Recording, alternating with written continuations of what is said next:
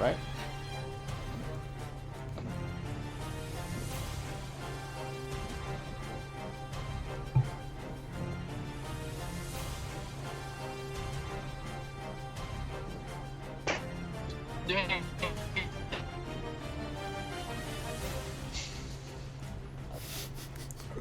Whatever that was. Hello, everybody, and welcome to our weekly Dungeons & Dragons 5th Edition online role-playing adventures. We live stream our sessions every Friday evening. You can keep up with our adventures on YouTube, as well as catch weekly recaps on RogueWatson.com. I'm Chris, your Dungeon Master, and I am joined by our awesome players. Eric playing Kazan the Half-Elf Warlock. Hello, Eric. Hello, Christopher. Heather playing Bryces the Tiefling Sorcerer. Hello, Heather. Hello, Chris. Reese playing Tim the Warforged Cleric. Hello, Reese. I am played by a series of sounds from Raymond's microphone. Bleeps and bloops. Rochelle playing Corinne the Blue Dragonborn Sorcerer. Hello, Rochelle. Hi. And Raymond coming from somewhere in the wilds, playing Alfred the Halfling Ranger. It's our Raymond. Hello, Raymond. Hello. I don't know where I am. Help me. We don't know where you are either. I'm in the trunk of a car. I think we're going down a highway. Time for a real adventuring party. Reuse Roll20.net for our tabletop campaign, Skype for video chat, and I am recording it all using Open Broadcasters software. It smells in here. Previously, Smells in here too, but that's my own doing. it's my fault. Previously on Storm King's Thunder. After clearing the Zent outpost of all its foot soldiers, only one target remained, the leader of this base, Captain Zelen. The party knew he was meeting with two emissaries of some sort. The party decided to use their previous trick, and the Zent's own alarm system, to set an ambush. Kazan took the shape of the acolyte woman they had released, and ran into the captain's meeting room, yelling of attacking enemies, just as Bryces began pulling the alarm bells. The trap worked, as Zelen charged out, his two companions behind him, a nicely dressed gentleman and a dark, ominous-looking orc. The gentleman stopped, almost seeing through Kazan's disguise, though it barely held. Kazan sensed some deep power from the man, and some kind of connection flowing to something else. As the enemies advanced, the party sprung their trap, Corinne and Halfred letting loose on Zelen, while Tim, Bryces, and Kazan engaged the other two. While the enemy was surprised, Kazan let loose his most powerful psychic ability, causing both the gentleman and the orc to be debilitated by a crippling fear. The two attempted to flee, both running right into the solid form of Tim. As Zelen used some sort of magic bag to summon a polar bear behind Corinne, the gentleman shed his human form, revealing himself to be some kind of horrific creature with a psychic screech. Tim finished off Zelen in horrific fashion, with a spectral leech emerging from his gaping maw. Bryces danced to some magical music of her own making. Hey. Halford put enough arrows into the back of the polar bear to turn it back into a ball of fur. Corinne shielded herself from an onslaught of attacks, and before they knew it, they had defeated the powerful enemies without taking a single bit of damage. He's still pissed about that. I will never get over that. You motherfucker. Exploring Zelen's quarters, Bryces found a note detailing the plans and possible whereabouts of the Weevil, while Tim found a secret passage leading back to the cave, where he ran face-to-face with a giant Death Widow spider. Tim promptly exploded in a critical array of laser beams, almost downing the spider. Tim, for that, for the way you critted and the way your Spectral Leech killed that guy earlier, you can have a point of inspiration. Alright. In its final moments, though, the spider poisoned him deeply, not only downing him, but crippling his leg as well. Now, with the outpost thoroughly dealt with, the party looks to moving on. Is that a turn signal? Raymond, can you mute yourself unless you're talking? Because we're He's getting all our shit. driving very responsibly. By listening Raymond, to you know us. that this is against the law now. His turn signal. I didn't hear what he said. I thought my microphone was off. It was Oh, not. gosh. We're hearing all sorts of driving sounds. You guys... Well, now I can't adjust it because I'm driving. Okay. He's got us there. He's being a responsible driver. Damn. Let's see. Yeah, you guys are back in the spider cave. Oh, we want to get out of the spider cave. I believe I was asking Tim what he remembered of his past. That I have composite plating. Fun fact. Fun fact. I should have an armor of 21 and not 20, which would have saved me against that attack. That killed me. Wait, really? Yep. Yes. It was in... Apparently I have to list it underneath shield under the character sheet. It hadn't been factoring that in this entire time. What's composite plating? His I get a +1. It's my Warforged racial trait. Oh. Oh, you never put that in? It was in, it just wasn't quantifying into the shield number. Mm-hmm. It was considering that as like the same as like unarmored defense or like other like errata underneath the armor section. Huh. So It's okay. If you put it in, so- I would have rolled a 22. that's right. That's true too. Tim, in your horrifying downed state, whenever we get to repair we're gonna like upgrade you with this composite plating. We're gonna like reinforce your hull. That's right. When we take you to like Wild Bill's fucking auto shop, we're gonna be like, look, we need a little He needs a extra new bit. leg. We need some slightly denser wood. This dude's getting fucking chewed up every single fight. Can we? Gonna give me a titanium leg. Right. We can rebuild him. We have the technology. We have some technology. I will buy you the finest leg that money can buy. Titanium wood composite. That's right. Did this spider have any? Is there anything of value in this? Halfred harvested its teeth, its mandibles, for possible use, but that is all that it has. Monster hunter thing. Okay. Yep. And we looted everything in the study before we left. Yep. Yeah. So took the prices. Yeah. Yeah. She We went get to see that note. Yeah. I offer up the note. All right. Let's make I our way tell them back. there's something I need to show them, and we go back upstairs. Well, Okay, this well, cave, you I also think, leads see, yeah, you also see out that the the cave exit. does lead this way. This is the right path that I correctly assumed held Hey. the big nasty thing in it. Hey. Puppies!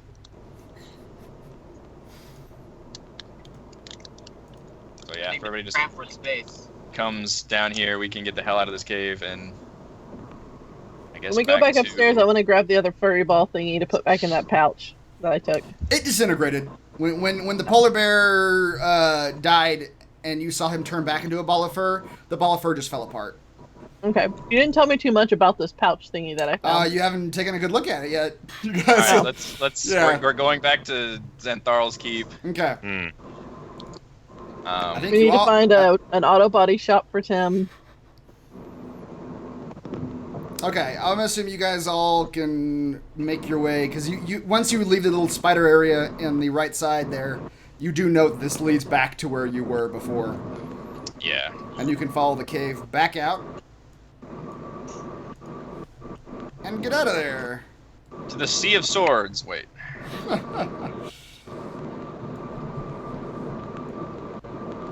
Please, Raymond. I'm Yeah, dude. gonna mute you, Raymond. I'll Yeah, unmute him if can we. you if- mute him? Can I? I don't know. Drop him from the call. Although that'll screw the cameras up.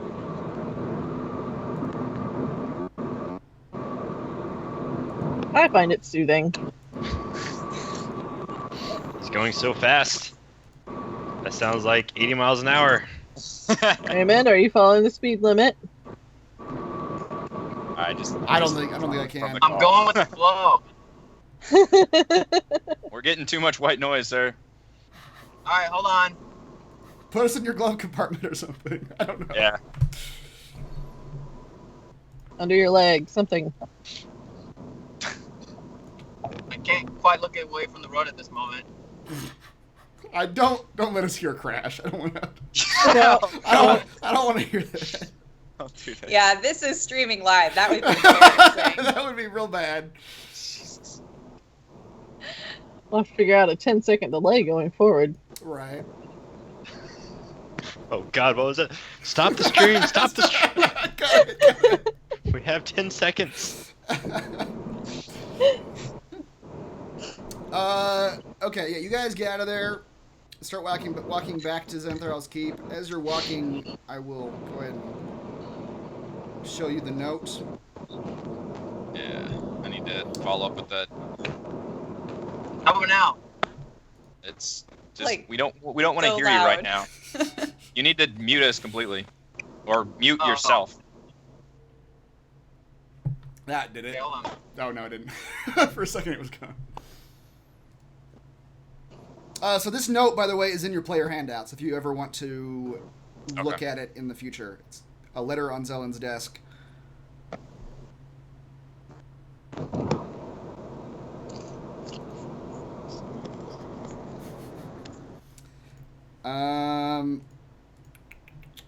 Okay.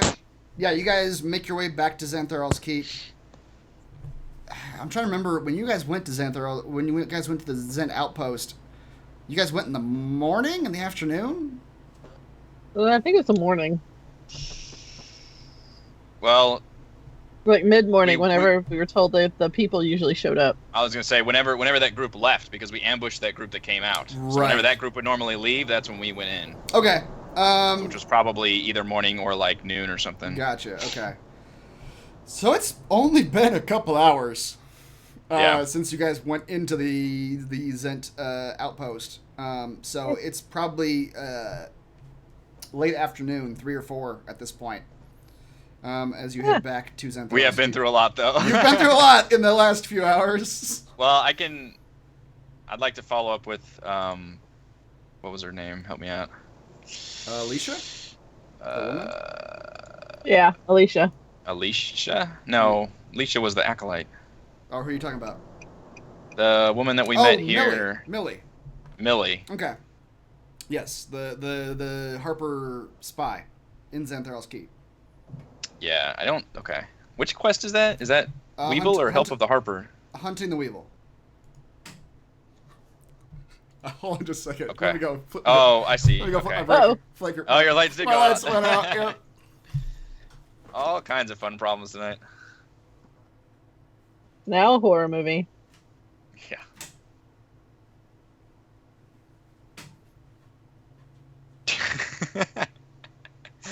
He'll have to stream by candlelight. It's so weird that his computer's on a different circuit. I guess. Why did his light go out? His power is going out. Oh dear. Maybe you should move. Should move right It's now. rent controlled. You can't move rent controlled in that area. That's true. You'll be on the streets. Just constantly flipping his circuit breaker back. Mm-hmm.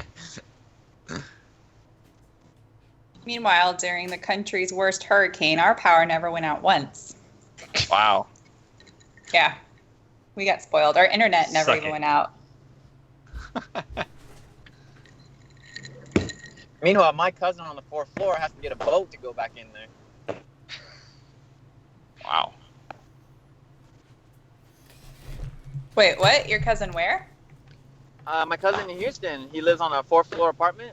Wow. He has to arrange a boat to get back to his place. What part of He's not back Houston yet. does he live in? That's awful. I haven't heard of flooding that high. 4th floor?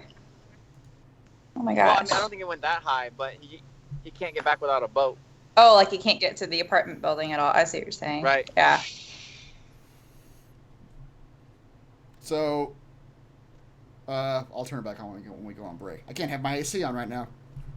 Every time Oh, no. every time I put the breaker back on, I heard the AC like start to come, the rrr, and click. Yeah. It just kept doing that like 3 times. Oh wow. So I turned off my AC for the time being. Yikes. Hopefully, That sounds What's the weather like over there in sunny Southern that's California? now it's probably below 90s. This afternoon it was Wow. like 108. Oh my Good gosh. That's why we're having such power issues. Just everybody's running their AC, or everybody in the town. I guess I don't know. That's hotter than Texas. It's You guys. Significantly. It's like Yep. 90 right now, thanks Yeah. to good old Hurricane Harvey. Mm-hmm. Now severe depression, Harvey. That's a good nickname. Severe I knew a That's- severe depression, Harvey. So No. we used to call Reese severe depression Reese. But then he started on some antidepressants. And now he's just normal depression Reese. Mildly apathetic Reese. Wildly. Best we could have hoped for. Yeah. You guys go back to Xanthar's Keep. As soon as you get back to town, the gates are closed. In the afternoon? Yep. Is there anybody outside?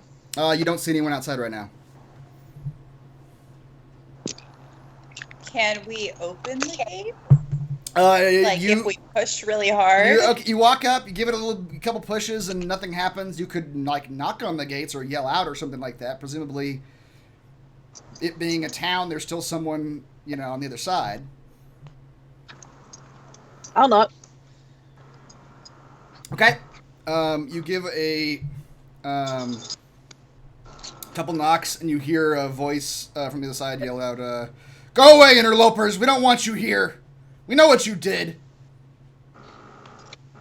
Shit, I they told built the y'all wall. we shouldn't have let them go. We should have killed them all.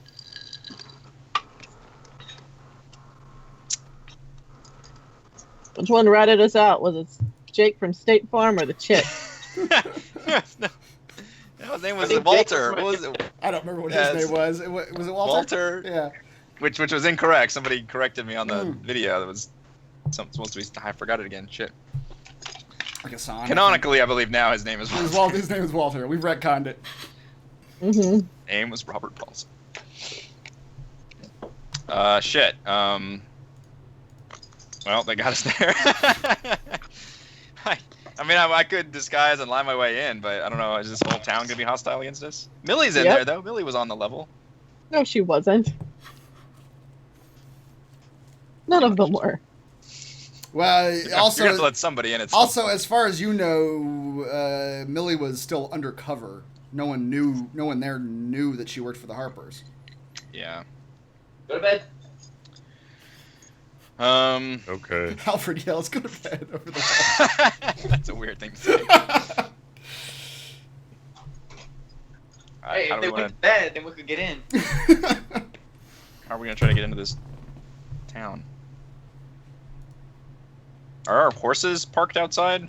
Or are they in the town? You took your horses a slight ways into the woods, so I'm gonna say you got your horses back. I actually don't remember where you left your horses, but Me neither. we're gonna say Missed. we're gonna say you have access. You already got your horses back. I mean, I'm do going we to have- ask them, what is it that you think we've done? You hear a voice yell, "Alicia told us! You killed all the Zentarum! Whatever else they were our lifeblood! You've doomed us! Go away!" Lifeblood? Yeah, We what have- does that mean? We have freed you from the Zentarum. They were paying half my salary! Who's gonna pay me now? I hear Bryce's is flush with cash. Hey, I got to pay to replace Tim's leg. What? There's plenty of loot left in that cave if you want to start a little search party in there and take what you can find. Should be cleared out now. There's no trouble.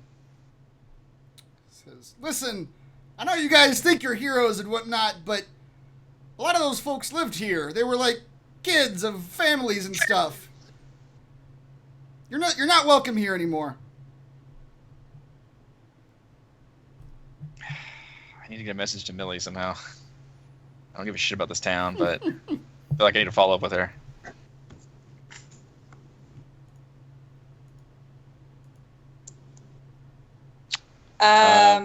What will like, we don't need to come into town. We just need to talk to someone. What will it take for you to go get this person for us?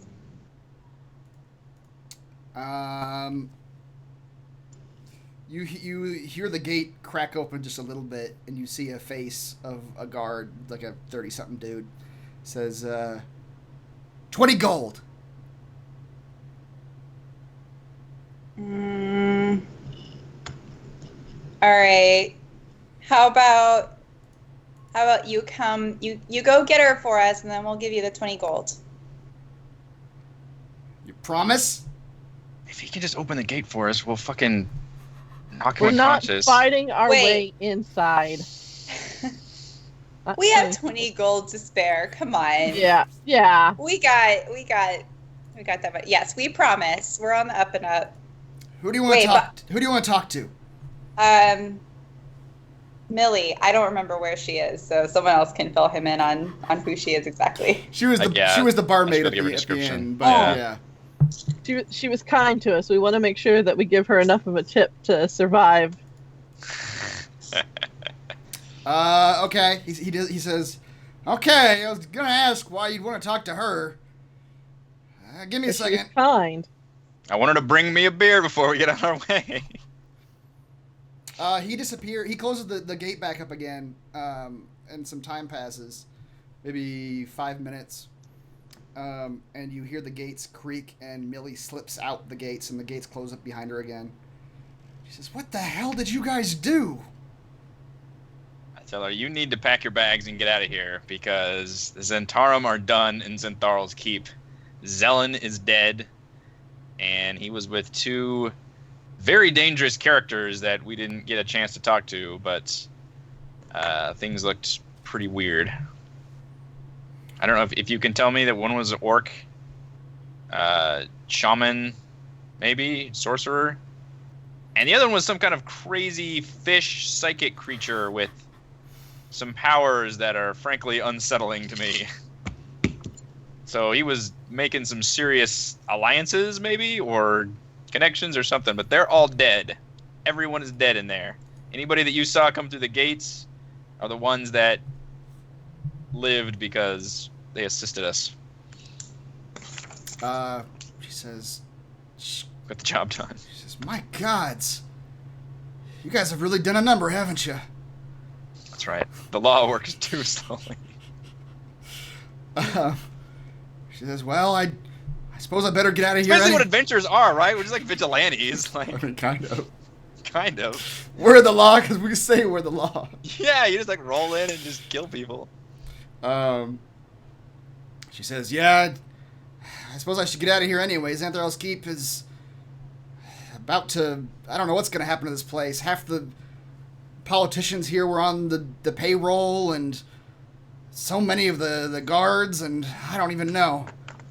Oh, don't I know it? And I produced the ledger that I took from the study to Millie. She says, "Wow, can I have that?" For your kindness from earlier, and I'll give it to her. Because I'm playing up the she was so kind to us thing, so I'm saying it really loud so the guy on the other side doesn't get too suspicious. Gotcha. Okay. She kind of catches on to what you're doing, and she leans in kind of close. She says, This is fantastic. I can use this to take this up and prosecute anyone who's been colluding with these guys." I'll give her all the papers that I took from the study, except for the note. Okay. She thanks you profusely, and she says, This will be invaluable. Lord knows how long it would take to root out the actual corruption in this town without it. Well, I can't say you guys can come in, because you can't. Do you want to come with us? She says, "No, I'm going to head north." Well, you guys didn't tell her where you're going, but she says, She tells you that she's going to head north, try to meet up with Thwip and get reassigned. But winter is coming.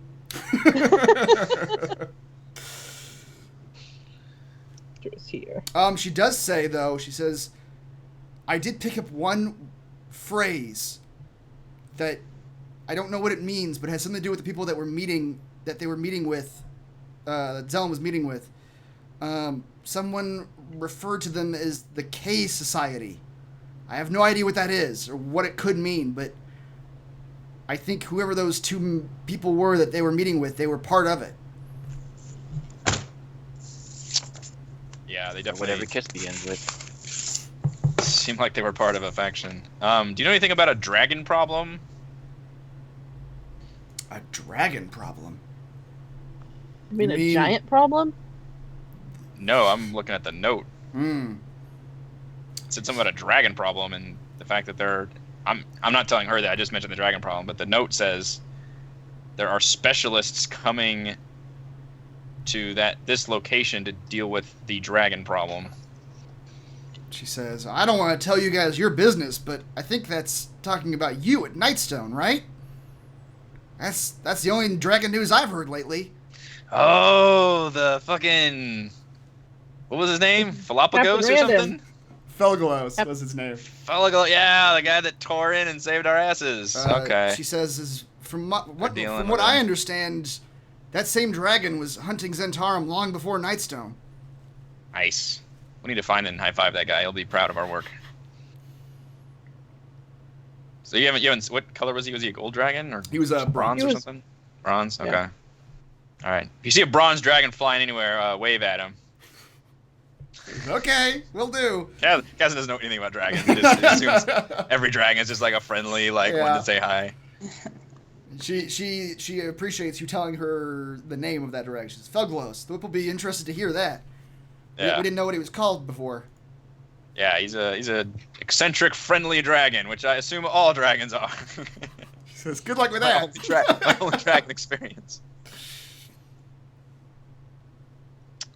I guess that's all the information we have. Okay. She says, if I were you, I would... If you're headed south, right? Yes. If I were you, I'd ride... How long... Sorry, how long does it take to get from here to, Triboar? On your horses? Yeah. Straight as the crow flies. What is that? I'd say 6-7 days. Okay. You'll pass through Longsaddle. Not much of a town, really, but... And then how long does it take to get from Triboar to Everland? About the same. Nah, that's a little longer. Yeah, if you guys are, let's see. Again, the note actually references a certain time, so I'm trying to see. Yeah. What's 150 plus 120? 270. What's that divided by 30? 90. 90. 9. Another 9 days. Okay, so we're at 16 days. Okay, that should be fine.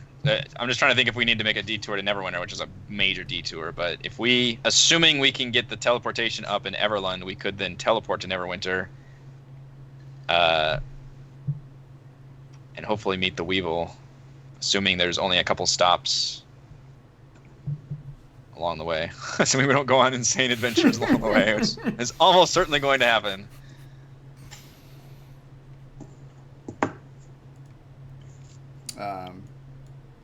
She asks if she can look at the note. Bryce has the note, so it's up to her. So she asks Bryce's. Can I read that? Do you mind? Mm. You can roll insight on her and see. Yeah. Yeah, let's do that because I want to know why she wants to read the note. Okay. I'm not very insightful though, so. I could probably roll it since I've been talking to her too. You're not terribly insightful. Harpers are generally on the level. All right, so my Harpers are supposed to be like good people, right? Like good guys. Yeah, they're like Robin Hood types for the most part. Man. So my I will let her read the note. Okay. She says, "Okay, dragon, yeah. She says, yeah, I don't know. Halfred, you didn't have advantage, but even still. Ignore that. Yeah. I was just trying to see what was going on with the rolls. Oh, okay. It's stuff that you have proficiency in. That's going to be messed up.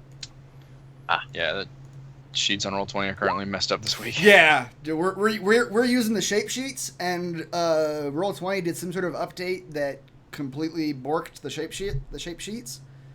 And I understand the guy who makes them is already fixing it, but the update needs to roll through the system or whatever. So hopefully next time we won't have to mess with the weirdness. Anyway, you rolled insight. Kazan, you said you were going to? Yeah, I'm trying to think what I think it's a +0, but I am proficient, so I should get... Well, proficiency bonus should be a +3, right? It should. Alright, so I'm just going to roll a d20 +3. Okay. Because I don't have any wisdom. Why don't you just roll it and then just subtract 1? We could do it that way, too. We could just subtract with extras. Well, it's showing mine as a 5, so, I mean, everybody's just screwed up. Yeah, you could subtract 2, but either way it works. We'll figure it out. Okay, you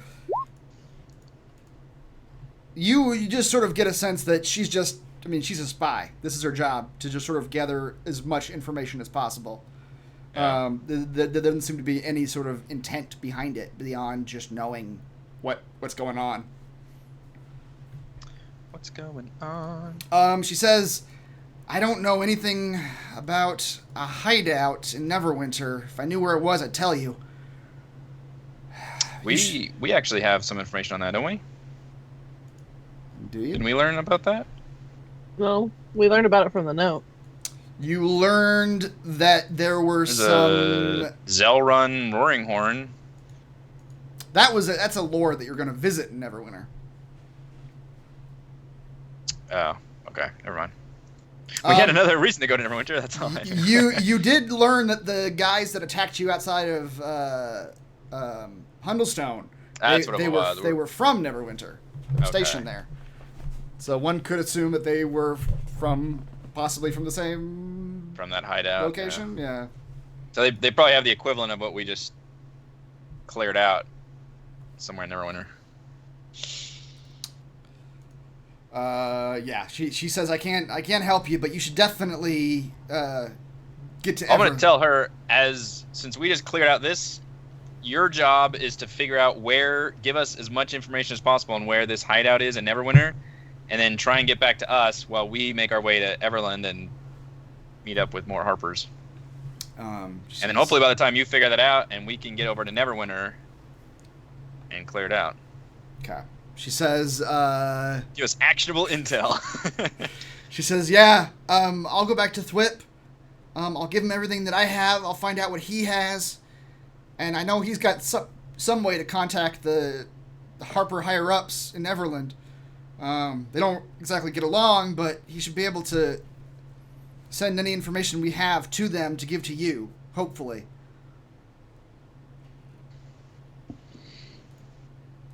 All right. She says, good luck. If I were you, I'd ride probably at least a few miles south of town before setting up camp for the night. Yeah, traveling hardcore all the way south. I'll give her the 20 gold to give to the guard. Oh, okay. Oh, that's so nice. I feel like the guard forgot. The guard did forget. I think he could have gotten away with not. The guard wandered off. Yeah. No, he's still there. I'm also going to give her another 5 gold to give to the guard to pass on a message that tell Alicia that we'll remember. Okay, sure. She says, I'll tell him. He won't be happy to hear that, but I'll tell him. And she thanks you. And then I'll ask her to pass on the message. Okay. Oh, yeah. Yeah. She says, sure. I can do that. I'll be getting out of here shortly anyway. She raps on the gates again. Says, all right, Marcus, let me back in. And you hear it creak, and she slips inside, and it closes again. They're still gonna fucking kill her. Like, they're gonna be suspicious as hell. So we just talked That's to her why I this gave long. her money to go back in. Yeah. You all do not know what happens on the other side of that gate. Money will buy side. I know. What we don't know can't hurt us. All right, saddle up the horses. Let's get the fuck out of this place. All right, you guys make it about 5 miles south of town before it's nightfall, and you have to set up camp. Get rid of my purple thing. Yeah, sure. You can draw a new one. Oh, that was the whole thing. Okay. Yeah. You guys set up camp and you rest, and a whole bunch of shit happens in the night while you rest. Uh-oh. No, it's good stuff. We're leveling up, right? Oh, okay. It didn't sound good the way you said that. The world descends upon you. Yeah. Wake up to a crowd of giants. Do you guys want to do the items first or your levels first? I'll let you decide. Levels. Levels. Okay, let's move up the line. Raymond. What? What is Halford doing at level 6? Not a whole lot. He gains greater favored enemy. So, as a recap, favored enemy gives him a +2 bonus to damage rolls against my favorite enemy, which I chosen Monstrosity. Right. Advantage on wisdom checks on tracking them, and intelligence checks to recall information about them, and also a language of my choice. It may or may not be one that the monstrosity speaks. So greater favorite enemy gives me a new category to choose from, which is what I wanted. So he's going to choose giant, since that's what we're chasing. That's what he's doing, yeah. That's his whole thing. That's all, yep. So same benefit as the regular favorite enemy, except my bonus to damage rolls is +4 against giants. Okay. So in addition to the saving throws and looking for them, I also have advantage on saving throws against spells and abilities used by a greater favorite enemy. So I don't know how much giants use spells, but I would have advantage on saving throws against them. Well, you've already known one giant spellcaster. He was on our side, but they do cast spells. Proficiency bonus still the same. No new spells at this level. So. Okay. So for the language, are you taking giant? No, I already have giant. Oh, you already had giant. Okay. He was a quick study for that one. But I will say that our recent adventure through the dungeons, he's picked up quite a bit of orc-ish. Okay. Sure. Yeah. Language. I mean, just call the interpreter. Right. Uh, Okay. Will you roll your hit die for us, please?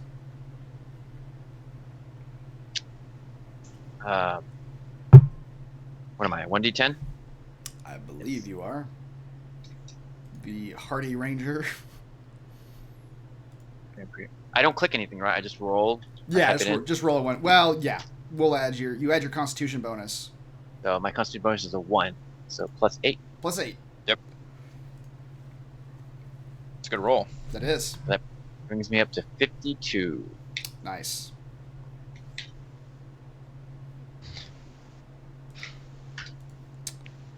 Okay. Rochelle, what is Corinne doing at level 6? So Corinne learned a new 3rd level spell, which is Lightning Bolt, continuing the trend of lightning spells. So a stroke of lightning forming a line 100 feet long and 5 feet wide does a lot of damage, 8d6, and targets make a dex saving throw. Yeah. I am also exchanging one of my cantrips. I'm getting rid of Minor Illusion, because I never used that, and instead getting Message, which lets me communicate with a creature within range via Whisper. So, and that creature can reply in a whisper to me. And then the other thing is that my my elemental affinity kicks in, so my spells that do lightning damage now do additional damage equal to my charisma modifier, which right now is +3. Okay. So +3 to your damage. for lightning Yep. spells. For lightning. Nice. It also says at the same time you can spend 1 sorcery point to gain resistance to that damage type for 1 hour.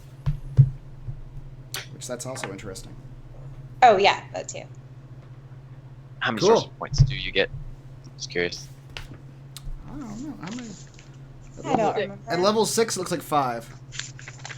Oh, Oh, no, 6. It's 6. No, it's 6. It's whatever level you are. Yep. Yeah. Yeah, okay. All right, excellent. Cool. We want to roll your hit die? No, not to Yes. die, just the. Or 1d, what is it? whoops. Sorcerer's a D6. D6. D6. Yes.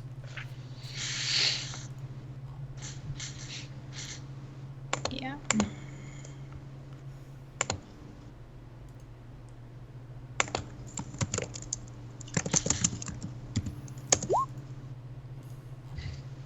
All right, you want to take your average of 3? Or Or it's 4. It's 4. 3 plus, it's half plus 1. half plus 1. Yep. Yeah. -2 + 3. So 4 plus your constitution plus your dragonness, right? It's still the thing? Uh-huh. So that's 6. Yeah. Okay. 6 hit points. All right.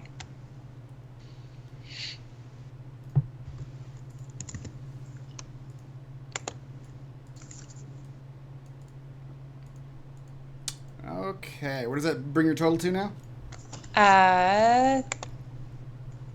37. There we go. All right. Cool. Moving on to Reese. What is Tim doing at level 6? Tim is tapping into his bodyguarding and going at fighter. Ooh. That song will be stuck in loop for the rest of his life. It's Yeah. just running in his head. There's worse ways to die. So yeah, and he'll also going fighter. Where is it? He'll be going at fighting style defense. Gets an AC of 1, Okay. and combine that with that one I forgot about or didn't put in correctly. Right. He's getting a +2 this Yeah. level. So now his AC is currently 22. Do your worst, DM. Do your worst. Oh, challenge accepted. We'll see. He also That's gained pretty damn good. crippled leg. Gains crippled leg. Yep. Okay. That's an ability you You can. open a chest, you find crippled leg. Ow, my leg. And he also gets to use second wind. Okay. Every short or long rest. He can heal Right. a little bit. Yeah. Fine tune Okay. leeches onto himself. That's right. Legions empower me. Leeches just crawl out of like a joint in his body and just. Uh-huh. All right. What is the D hit die for fighter? It's a 10. 10. All right. Rolls your 10, please. All right. 6 + 2 is 8. Yep. That's yeah. At a mighty 46. All right. Still find No. that the long range guy is the highest AC. It's no ranger hit dice, but you know, it'll do, Yep. I guess. The beefiest one among us. Yeah, I know. I never get attacked. Let's keep it that way. I have the most to lose of all of you. Okay, Heather. What is Bryce's doing at 6? So at 6, Bryce has also learned a new 3rd level spell, and continuing with her method of not really caring about personal safety and wanting to be slightly more chaotic, she decided to throw fireballs. All right, you guys got like the 2 classic like artillery mage spells in your back line now. Just imagine if we ever have like a 1-2 punch where she throws her lightning bolt and then, you guys just then the fireball comes and it's just gonna be all kinds of nasty. Fire and lightning, just destroying everything. Yep. All right. So this felt like a brilliant play for Bryces. Also, for her magic, she gets Bend Luck. So, which lets me twist the fate using my wild magic, but it doesn't expend my wild magic. When another creature I can see makes an attack roll, an ability check, or a saving throw, I can use my reaction and spend 2 sorcery points to roll a d4 and apply that number as a bonus or a penalty, my choice, to the creature's roll. Okay, so it's just an at-will bless or bane. Yeah, and I can do this after they roll, but before any effects take place. Okay. Nice. That could be useful in a crunch situation. Yep. Especially if Tim is being beat upon. That's right. As it happens. Excellent. All right. Will you roll your health dice, whatever it is? A d6. D6. And a 6. All right. Nice. Plus my constitution. Like 7 points, so I'm at 38. All right. Finally, Eric, what is Kazan doing at 6? Kazan he was never very studious, and casting that fear spell, he realized that's probably getting close to the limits of what he can handle from concentrating. He's much better at just stabbing things with his mind powers. So he is going to start taking paladin levels and become more militant in his capabilities. Okay. And take a level of paladin. Fortunately, it's kind of a shitty level for me until things actually start getting really good with the synergy. Right. First level paladin just sucks. I get divine sense, which once per long rest I can sense celestial fiends or undeads within 60 feet that are not behind total cover, which, given how much you used it during the campaign, feels super limiting.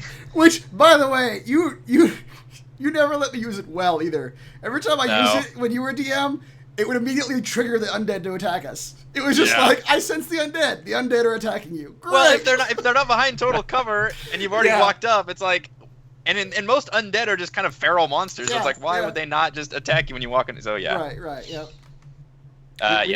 We never encountered any of the like stealth like undead like vampires. So I read the good time to use it is if you think there's like a demon in disguise. Right. Or a vampire like that you don't know it's a vampire. Right, that's true. Or a vampire. Yeah, that would be. Lay on hands I get, which unfortunately is tied to my paladin level. Okay. So I have a question for your divine sense then. If you ever use it, am I going to set it off? Oh. Sure. Yeah, you probably will. You will, but it'll be a background sort of thing where like, like, okay, it's you, but it can also be... I can tell that setting it off too. Yeah. You'll always set off a little bit. So I get lay on hands. I have 5 hit points per long rest I can heal. I don't know if I can actually use this to heal Tim if he's a construct, because it specifically says I can't for the heal rules. him. Yeah. For the rules of construct healing, he doesn't count as a construct. Oh, okay. Because if he was a construct, he'd also be immune to a lot of damage types that he is not immune to. Gotcha. Okay. I'm a living construct. That's right. Construct. Yeah. All right. So I have a very shitty lay on hands, although I can use it to cure poison or neutralize disease. That's actually more useful, I think. I think so too. You could have saved him. Yep, I could have. Yes. He was learning how to better heal his friends. Right. Yeah. Most important thing is that I get a bunch of proficiencies. I get medium armor, which means I can don my mithril half plate, and with my dex bonus, my AC is now 16 instead of the garbage 13 that it was before. All right. Yeah. So I can finally wear that fancy armor that I got several sessions ago. Yep. But no challenge to the DM to do your worst? I can do bad things with 16. He can definitely do bad things too at 16. I doubt it. Next level should be really fun because I get divine smites, I get spellcasting slots I can use. It'll be all kinds of nice.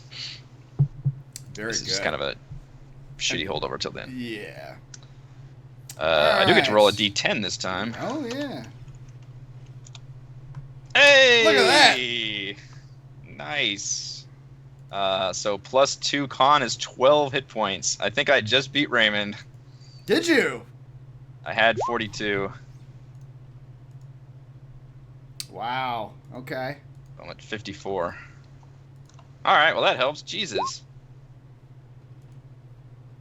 Yeah. Man. All right. You are now the tankiest. Somehow being a warlock. I would give the AC guy still the tankiest. Well, yeah. That's. If I turn on any one of my defensive spells, I'm pretty goddamn tanky. And no new spell since I don't get any at level 1 paladin. Okay. I'll be right back. I'm gonna go try to turn my AC again. It's getting fucking hot in here. I'll be right back.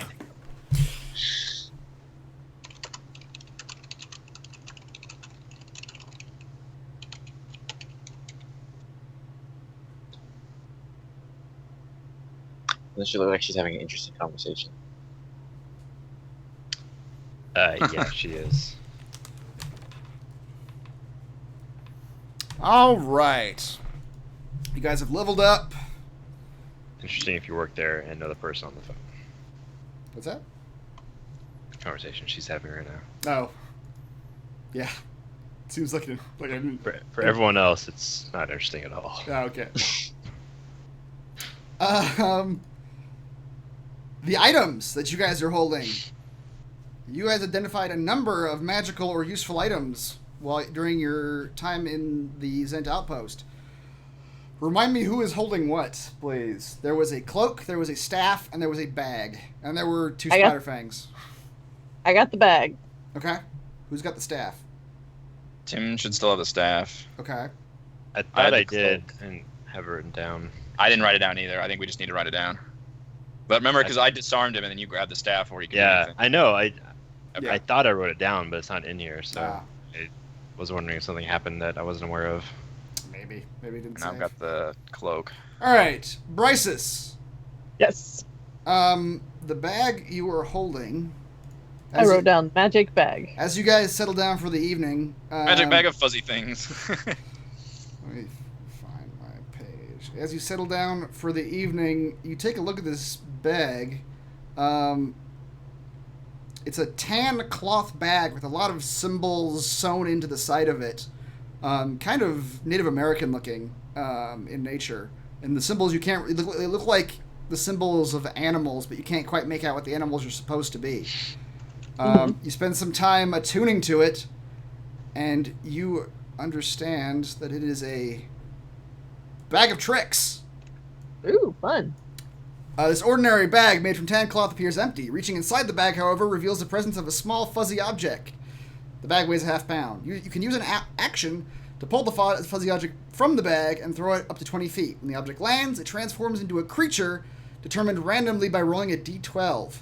The creature vanishes at the next dawn or when it's reduced to 0 hit points.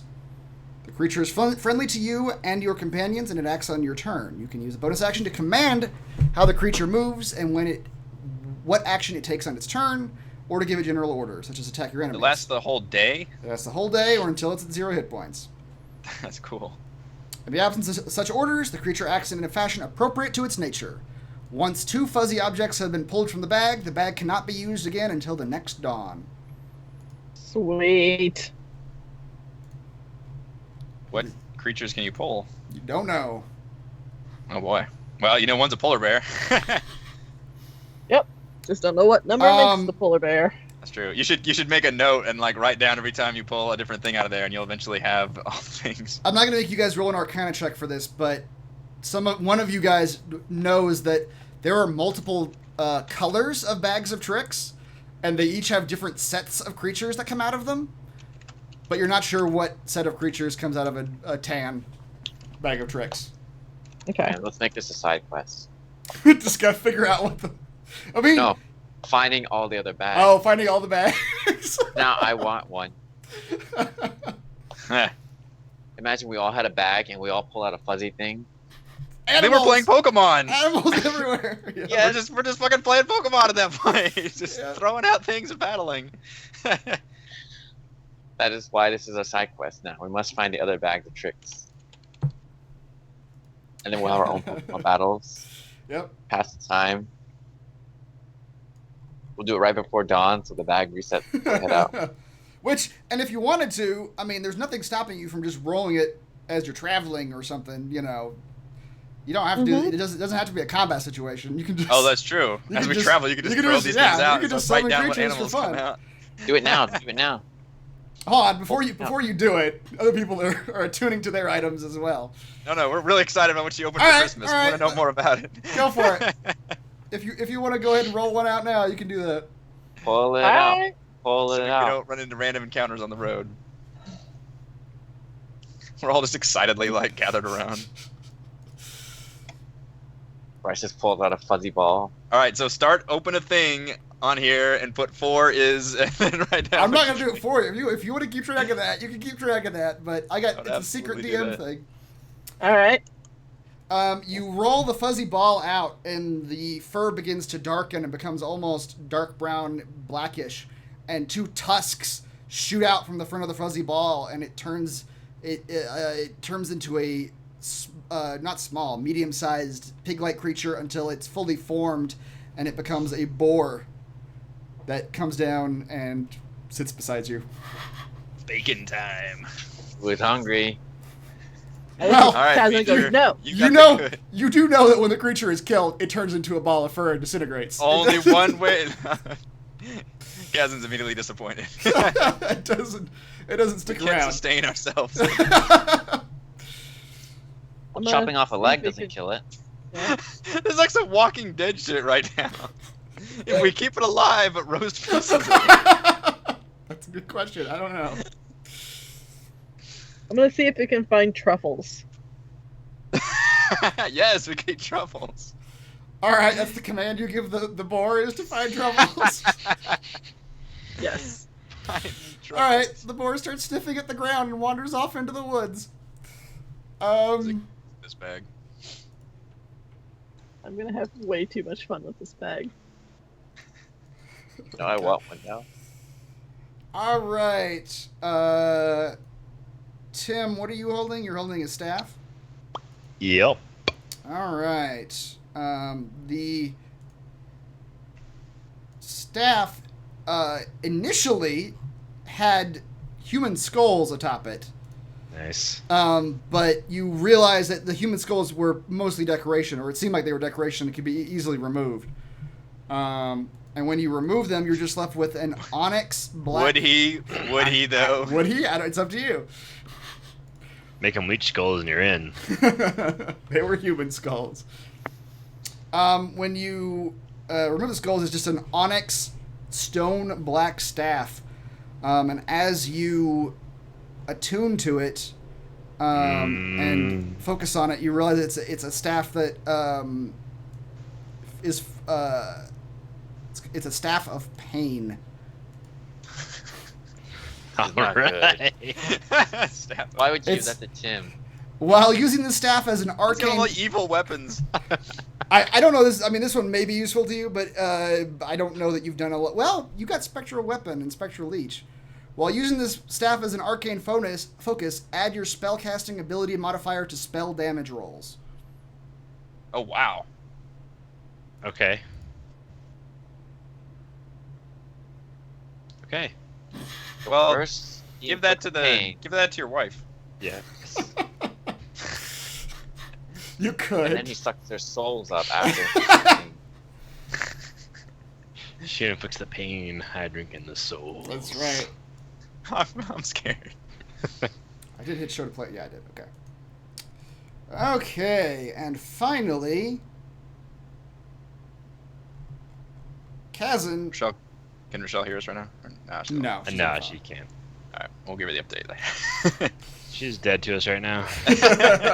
Cass's gone to sleep. You guys are all, Corinne's gone to sleep. You're all just sitting there focusing on your items and like figuring out stuff, and she's gone to bed.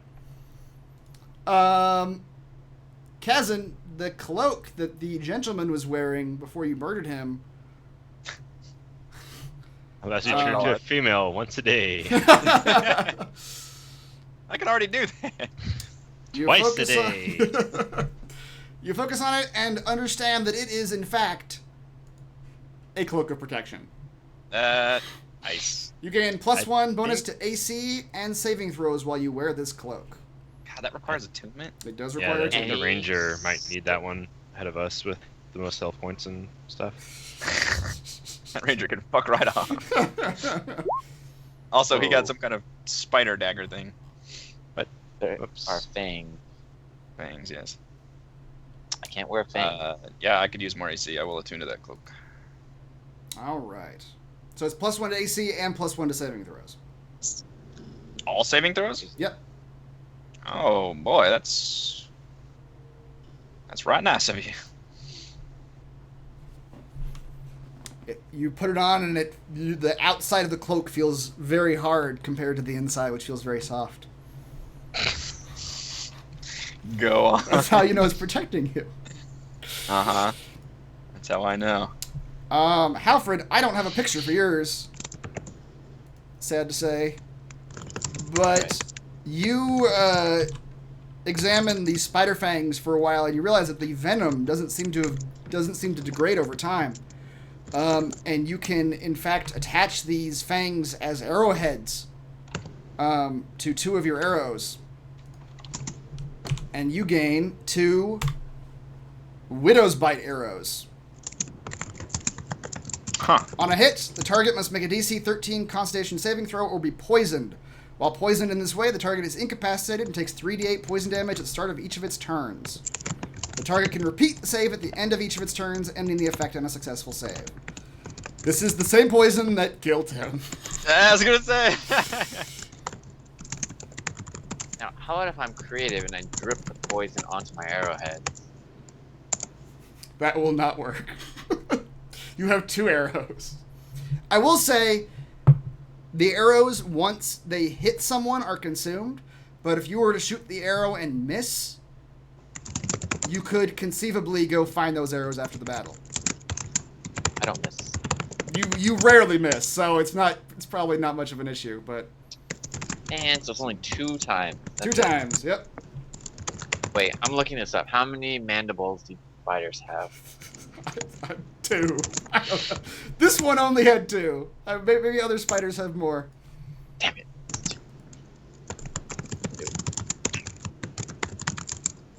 Alright, well, I guess these are very special arrows then. Better save them for a boss sword. Something you want to incapacitate. I don't know, dire wolf. Has my pig found any truffles? Like half an hour goes by and you hear some oinking from the woods. Oinky! You follow it out and it has not found truffles, but it has found some nice-looking mushrooms. It's found some murderous goblins. Roll for initiative. The mushrooms look tasty. Oh, it's a pig Incredibly one deadly. first. Yeah, with their poison on the inside.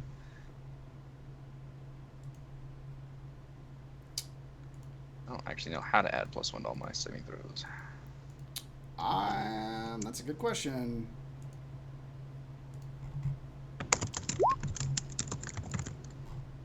Whoa. What the hell? Oh, you rolled a That was 20. an axe. Well, yeah. Oh, it's also got the 4 proficiency on there. Okay, anyway. Alright. I believe that's everything, right? You guys aren't holding on to anything else that needs to be identified? Mm-mm. That seems like enough.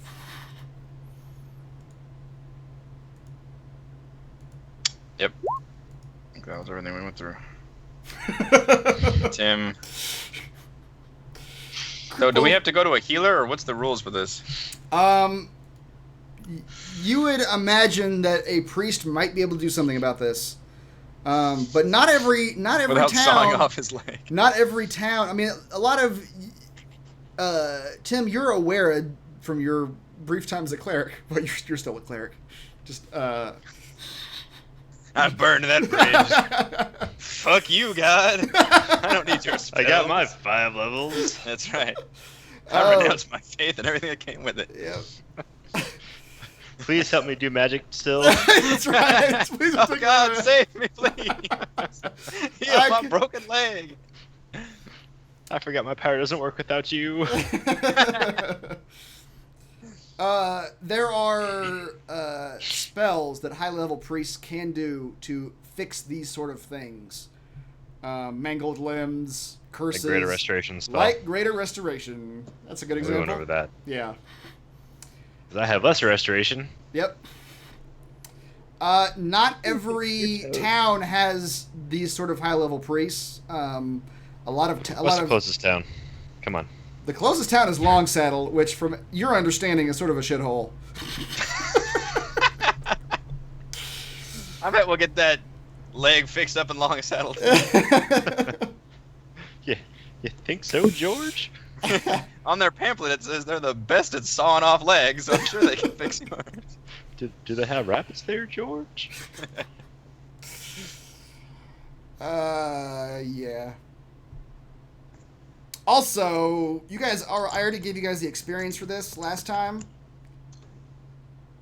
So you're not getting extra experience, but Okay. the hunting the weevil quest completed last session. So we hunted the weevil. You did hunt the weevil, because that part of the quest was just about visiting the Xantharel's Keep. Ah. And you got a new quest, Hunting the Weevil Part 2. Oh boy. The weevil was not in Xantharel's Keep, but a note he left for Captain Zellin indicated that he would be at a Zentarum safe house in Neverwinter in a few weeks' time. Excellent. That's, yeah. Been a hell of a question. Like he's asking to be hunted. It's like it. Come find me here, everyone. This won't get in the wrong hands at all. No one will read my notes. All right. You guys parked a few miles outside of Xantharel's Keep. You guys are on horseback. 2 days go by on the long road. You don't see much. You see a couple travelers coming from Longsaddle going to Xantharel's Keep. They just sort of nod at you as you pass on the road. Nothing, no words are spoken. You all have a good night's sleep during that time, during those nights. After 2 days, you ride into Longsaddle.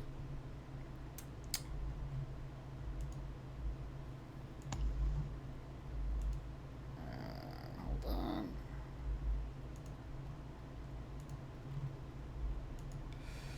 Longsaddle, this sleepy frontier village and member of the Lord's Alliance, straddles the long road with rows of homes and businesses on either side of the trade route. Noteworthy establishments include a rustic inn called the Gilded Horseshoe and a friendly fest hall called the Gambling Golem, where card games and a local marbles game known as Scattershield are popular.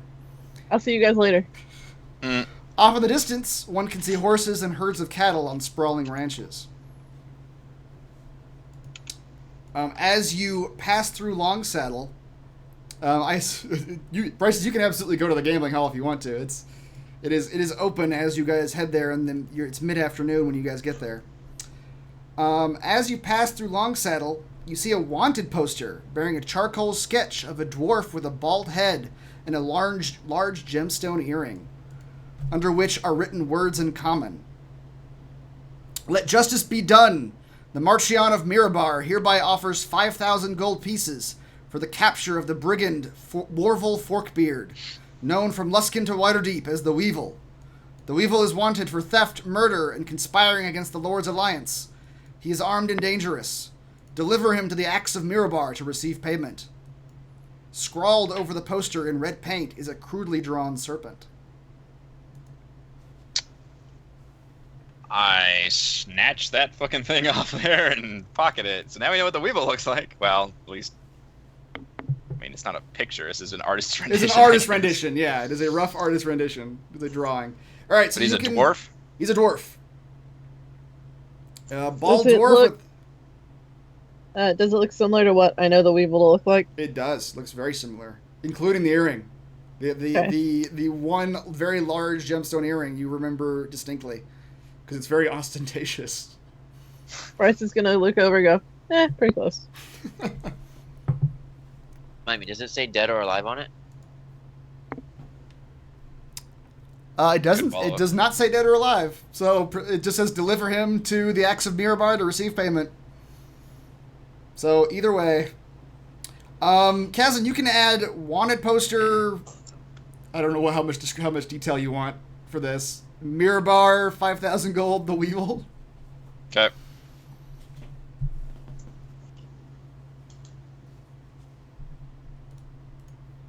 I'm gonna post the actual detail.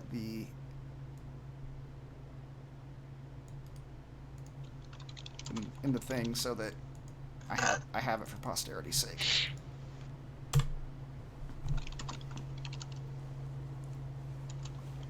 $5,000 gold, son of a bitch.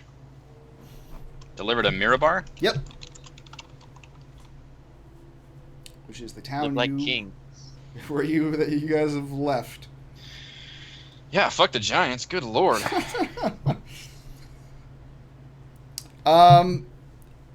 Yeah, so you guys come across that, you tear it down or you pocket it as you're going through town.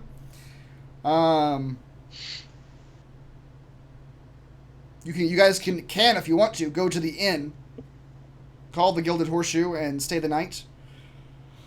The cost for a good set of rooms are 5 silver pieces apiece for rooms. Oh, we're gonna get 5,000 gold soon. How about the best room? The best. What's a soft bed like? The innkeeper says, like, we can give you the second floor rooms. They're nicer. They're 1 gold apiece. I'm gonna take the 5 silver room, thank you. You guys get the sense as you're walking through this town, like this is literally a town. A one-horse town. Built on either side of the long road. Like there's no branching roads. It is just like Main Street, sort of old-timey type of town. Yeah.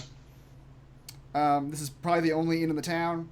Bryce, you said you were going to the gambling hall? Hell yeah! There's a couple games you can play while you're there. They have just general card games, but they have a row of tables set up based around their marble game called Scatter Shield. I don't know if you guys ever played Crossfire, but it's similar to that, except with marbles that you flick. People are taking bets at the table if you'd like to go over and try your hand. Okay. You find a guy who's says like, I'll play you. Put 5 gold on the table. Play for it. Sure. All right, you put 5 gold down. He puts 5 gold down. You need to make 2.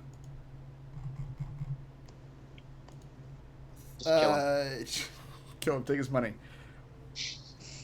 That's how Too you many win. people around. You need to make 1 sleight of hand check and 1 investigation check. Okay.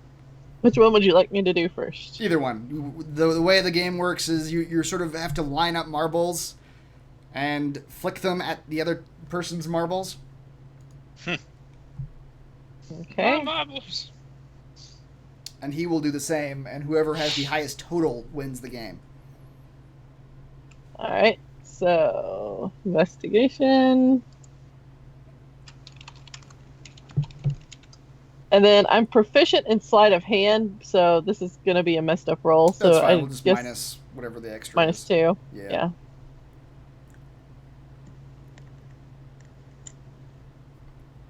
So 19 and 14. What's the total?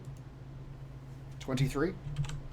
Is it? No, it's not. Right. It's not. Oh, it's much higher than that. It's much higher than that. What's the total? 33. Okay. The guy lines up his marbles and starts flicking them at you. This is his investigation roll.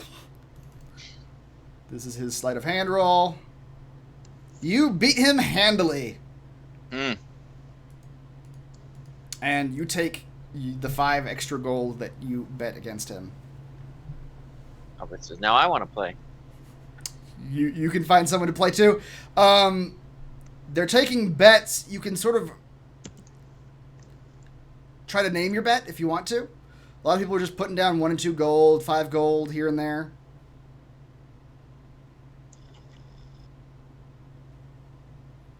$10 gold. You find one guy that is willing to bet you 10 gold for a game, but the other people in the place are kind of avoiding him a little bit. Like, he's kind of better than the rest of them.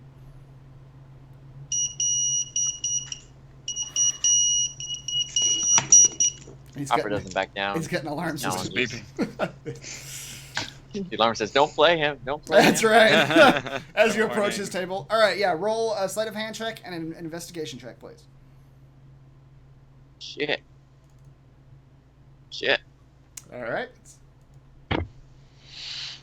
Well, shouldn't have played. Oh, Jesus. that's it. The guy Plus just 5. destroys you. Why was that guy so much better than the other guy? Because he's better at the game. I'll play him. Way to pick your targets, Halford. Yeah. The guy says, I'm only taking 10 gold bets. This other guy just lost 10 to me. It's all right. I'll play 15. 15? Well, I just won some money, so why not? You got any magic to help you on that one? I've got bend luck for ability checks. Oh, yeah. All right, you go ahead and roll yours. Okay. Here's hoping. Come on, dice, don't be mean to me. Oh, that was mean. All right.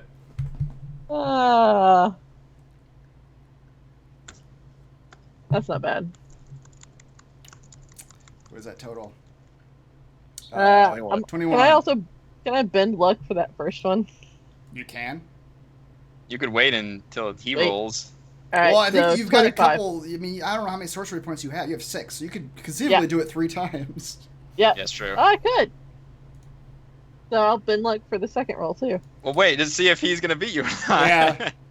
Because you can do Alright. it after he rolls. That's okay. So 28. 28. All right, he goes. He lines up his shots. Oh, shit. And he flicks his marbles. I don't know. Jesus. If you can actually beat him. Yeah. No. Even if I bent luck, it's not going to be enough. All right. 15 He and 24. takes your 15 gold. It's nice playing you, man.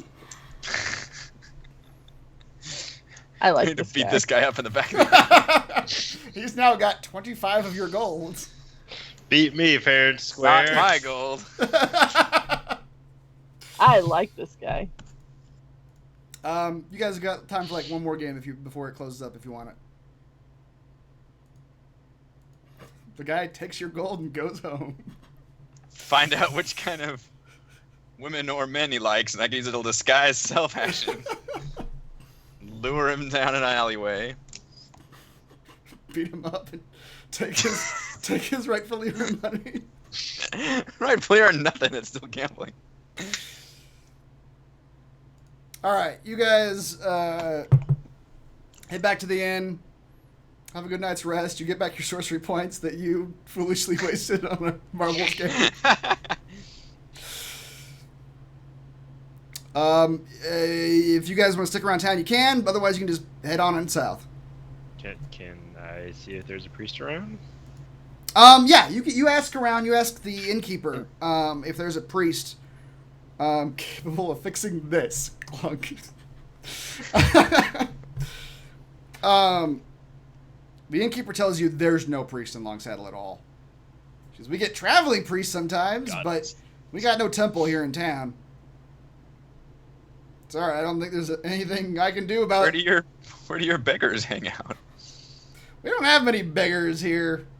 Ah, We eat them. I see. Yeah. I thought there was something a little weird about that stew at the end. Yeah, she pretty much says there's nothing that can be done for you in Longsaddle. She says Triboar, I believe, has a smallish temple. The priest there might be able to help you. If you're heading south, I assume. I just asked them if there's any news in the area. She says, "Well, we got word that there's been giants all over the place around this whole area. No way. We got word that there's some cloud giant castles passing around, but they don't seem to trouble nobody. Someone said, coming out of the Serpent Hills to the east, someone said they saw some fire giants or something like that marching through the Evermoors, but that seems far-fetched to me." We did hear about fire giants coming out of Lurkwood, so there's definitely fire giant activity in this area. Hell, I don't know about that. Fire giant alert. That's right. I mean, if you're gonna page, answer when I return your freaking page. That is the most freaking annoying thing about being a con. Drug dealing 101. That's right. No Yeah. page unless you can answer the phone. That's all the gossip she's got about activity in the area, though. All right. I'm satisfied. Okay. Anything else you guys doing in town? Nah. All right. You guys head south. I'm gonna stare longingly at the gambling hall as we leave. Your poor money. To the south. To the south. It's a 3 days ride from Longsaddle to Triboar. And it I'd like to throw another fuzzy ball. Sure. You can technically throw a fuzzy ball every day if you wanted to, but yeah, absolutely, go ahead. I could Two a technically day. throw two. 2 a day, you could, yeah. And just have them travel beside you.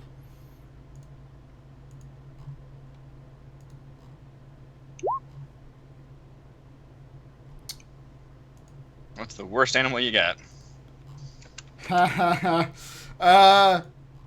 Yeah.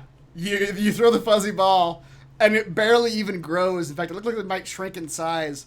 And it grows a little tail and little ears, and a little house cat Aw. comes out of it.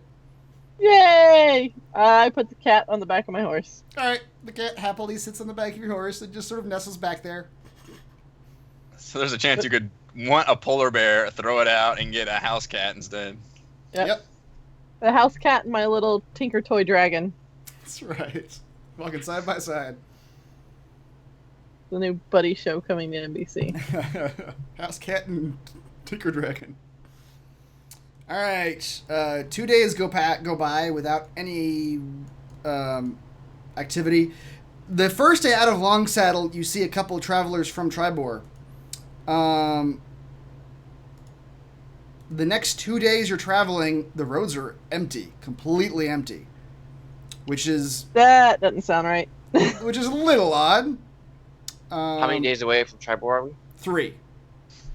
So the first 3 more day, days? the first day on the road, you see a couple people heading to Longsaddle, a couple traders. The next 2 days, heading south, you don't see any people at all. All right. We so roll like- we're on the start of our last day. I can't click it, but I want to do my primeval awareness, Sure. where I sit down and meditate, and Yeah. now I can find monstrosities and giants. What's the range? 5 miles.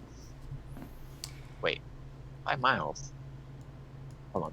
I want to wait till we get 5 miles within Triboar. All right. Yeah. So everybody to hold up. Give me a minute. Literally. Let our beacon recharge. Yeah, exactly. Okay. I'm gonna read you the. So when we Let's think we're actually- like 4 or 5 miles away. Yeah, you go and do it then. Let's take a break right now, actually, before you guys get to Triboar. Ooh. Shit's going down in Triboar. And yeah, we'll see what's going on there. We're gonna have to defend another town against giants. Maybe, who knows? Well, if I detect them, they would just turn around. Sorry, Good Triboar. call. Later. Yep, We'll wait till the giants leave, and then we'll That's come back. right. All right. that's what heroes do. We'll be back.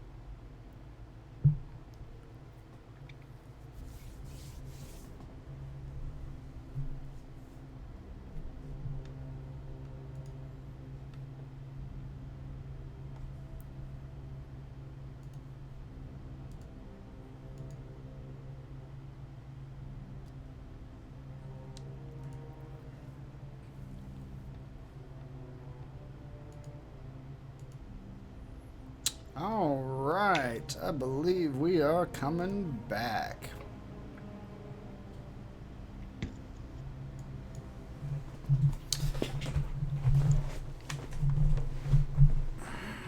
Okay. You guys were heading into Triboar, but not quite, because Halfred was doing his thing.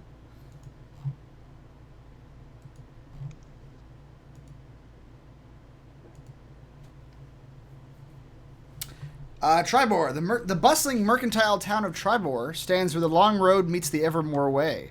Triboar's name is thought to have come from a traveler's tale of slaying 3 boars here in the same day over 400 winters ago. The town is built on flat, fertile land with a few natural rises here and there.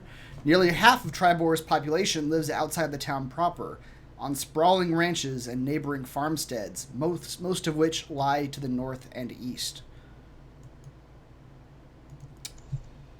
As you guys, Halfred, you said you wanted to get within 5 miles of Triboar to actually stop and do your thing? Yes, so like 4 or 5 miles. Okay. When you guys start getting about 7 or 8 miles out of Triboar, you start seeing in the distance that something's wrong. You're passing by a lot of ranches and homesteads, and you pass by one that looks like it's just rubble. It looks like it's just, there's nothing left. You pass by a field that looks like it's been on fire recently. It's just blackened. There's no smoke or anything, but just the field itself is just blackened. You get within 4 miles of the town. Go ahead and roll your thing. Again, It's not a roll. It's not a roll, right? Yeah, you've already did it. Yeah. So you can sense giants within a 5 mile. Giants and monstrosities. Giants and monstrosities. You sense neither in a 5 mile radius of you. Guess what, guys? There are no giants or monstrosities within 5 miles of us. All right, should be That's clear all then. I can tell you. You continue on towards the town, and you see similar things. You see a house that is half burned. In the distance, a man is sort of moving rubble about and doing things to his house. This is about half mile off the road. You can see this in the distance. As you continue walking, it just looks like something. Wait, talk to that guy. Yeah. All right, you can go talk to him. He's. Hey, what's We haven't seen anyone around here. We're heading towards Triboar. What's going on? He says, "You don't want to go to Triboar. There's nothing there." Then why is their name? Nothing. It's all gone now. It's gone? Burned to the ground. They came through and they burned it all. Who came through? Those goddamn fire giants, that's who. They destroyed everything. They walked right down the road, burning everything they saw. Them and the little critters that set fire to stuff. Damn. That's... He goes back to working on his house and just ignores it. Can you fix terrible. my leg then? There's no one there? There's people there if you want to go talk to them. Well, why didn't you say that? Can we roll insight? Sure. Yeah, roll insight. I'm just kidding. No, you can't. You absolutely can't. He seems sad. Are you on the level, sir? Yeah, he seems like depressed. Like half his house is burned down. And he doesn't really want to talk to you. That's what he seems like. We're going to provide disaster relief. Can you rebuild a house? No, but we're accepting donations. All right, I'll be honest with you. We're better at like destroying things than we are creating things. So maybe we can help. Holds out a handful of leeches. We're actually like hunting giants, so we're trying to stop this from happening. Well, you're 2 damn days late for that. All right. Well, we have horses. We're doing our best. We've already solved a lot of the problems in the north, so now we're heading south to help you guys. Tim waggles the leeches back and forth. that was out of my face. These leeches are going to save your life someday. Well, I guess we still got to make our way to Triboar. Okay, yeah, you hit the Triboar. As you get closer to the town, and you can see the buildings, you can pretty much see that it looks like some sort of fire has just run through the town. A bunch of buildings are blackened. A couple places you still see a small, very tiny amount of smoke, but for the most part it's just... You just see blackened buildings and some crushed buildings. Right outside of the town proper, you see... you come across a large pit, and it looks like the pit has been filled with bodies of people. Oh. And then as you get get a little bit closer to the town gates, you see a pile of bodies that look like they've been burned. If you were to get close to the bodies and investigate them, Tim does. Yeah, we'll check them out. Roll an investigation check. Oh. It is the bodies of orcs. Mm-hmm. There are about 6 or 7 orcs. Some sort of bird-like creature that looks like ostrich-sized bird creature. The skeletons of tiny imp-looking creatures are in there too. It looks like these are enemies that have been just thrown into a pile and burned. So at least there was a fight here. It appears there was a hell of a fight here. As you make your way through the gates... Chris, did you switch us back to the main screen? Did I? Now I did. Thank you, Vinalgan. Yeah.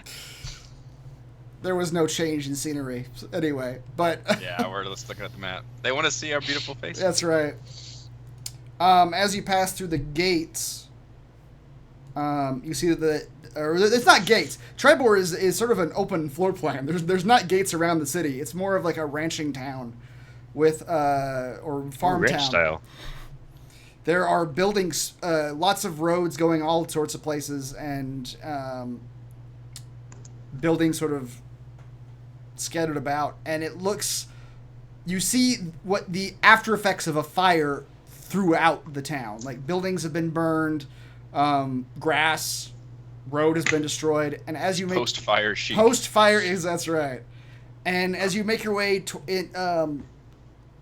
toward the center of the town, you see near the center of the town a huge, or not huge, a large 10-foot wide hole that's about 30 feet deep. It looks like it's freshly dug. It's just a very roughly dug hole in the middle of this plaza area amongst all these buildings. That's 30 feet deep? Yep. Do they have 10 an feet excavator? Wide, 30 feet deep. Yeah. Yeah. Something. Does it look like something came out of the ground or something? It looks like something into it? pushed into it. Looks like it's there's dirt all around. So a giant dug something out of here. That's what Kazan's thinking. Thinking back to Nightstone, because that was the whole reason they attacked fucking Nightstone, was to take something. Alright, is there anybody alive in this town? We need to talk to them. You can hold on, just see. Let me find the... Halford says, Because my asthma's working acting up. Yep. what we need to do is make one of those like they do in the cop procedurals where they have like the push pins and all the That's right. people on the board, but instead of people, we have towns that have magic shit in them. Because so far, the Giants hit all the towns that have magic shit in them. So we need to make some kind of thing and have that mapped out. You ask around, you see a couple guards, a couple townsfolk that are sort of going about what looks to be cleanup efforts. And they direct you to someone named Dorothra Shendrel. And towards, there's a building that is pretty well destroyed. It's got a chunk of it been burned to the ground. But as you approach it, just a second. A very large, rough-looking woman comes striding out. She says, "You're the first visitors we've gotten since the attack. What can I do for you?"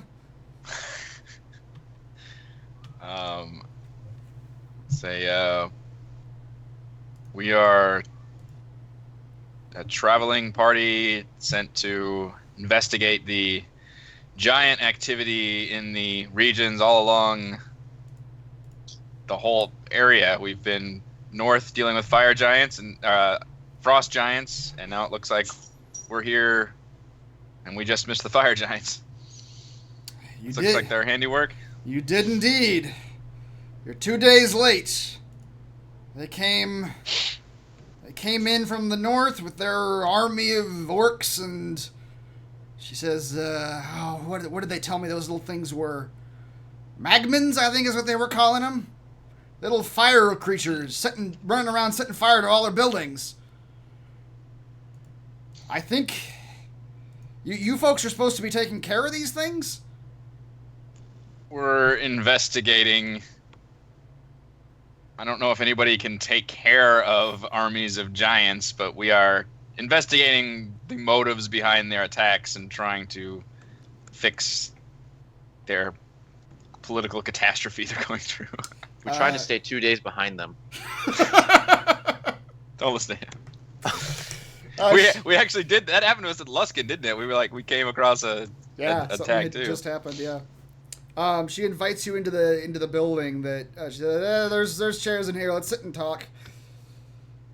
She invites you inside the what looks to be maybe the city hall or some sort of meeting place. You all take a seat, and she sort of lays out the story of what happened. She says that 2 fire giants came just marching in with an army of orcs and magmans. The orcs were mounted on some sort of bird-like creatures. She says, I think the orcs and the magman creatures were just there to distract us, because the giants didn't participate in the fight at all. They came in and just started digging right away. I don't know what they were after. One of them was holding some sort of device, like some sort of like divining rod or something like that. You know, like you see the water dudes walking around with, whatever those guys are called. So the cloud giants destroyed Nightstone to get their magic item, and the frost giants tried to attack Bryn Shander and did attack Luskin, trying to get a magic item. So you guys had something buried in your town that the fire giants are after, and for some reason all the different factions are hunting these magic items and don't seem to give a shit where they are, and they all tend to be in the middle of towns. She says so do you know anything about your town's history of having any kind of magical device or item or artifact buried in the ground, apparently 30 feet deep? I can tell you what it looked like. They pulled it up? You saw it? I saw it. It looked like part of a hand. Some sort of, maybe a couple fingers. That sounds like a hand. That sounds hand-like. It wasn't a full hand, but it was, I tell you, whatever it was larger than the giants themselves. Or not larger than them, but larger than their hands. Oh. Jeez. Okay. So giant fingers. Like a statue type thing, or a stone, or jewel? Like, what was the It looked texture? like armor. Like, if I had to guess, I would say it was the thumb and the pointer finger of some sort of armored glove hand. I couldn't be certain. Kazan, can you just tap into her mind and look at it yourself? Well, I could, but she's just telling us directly. But this is a terrible description. Part of a hand bigger than the giant's hand that looks like armor. I mean, all I can do is see her mind, and if that's the best that her mind can come up with, then I'm not going to get a better description. But she saw the actual thing. So if you could see the actual image that she saw, maybe you have better description words than she does. Right? I could. DM, would that make a difference, or are you telling us as much as she would probably know? You might be able to get a bit more like aesthetic detail. but you probably wouldn't get any more like actionable intel. But you might get like what it looked like a bit more. I can't picture what she's describing. It's like a giant armored gauntlet, is what it sounds like. A piece of an armored gauntlet. A piece of an armored gauntlet, and it was. I'm just seeing like. Was it bigger to where a giant could not wear it, or like it was made for a giant?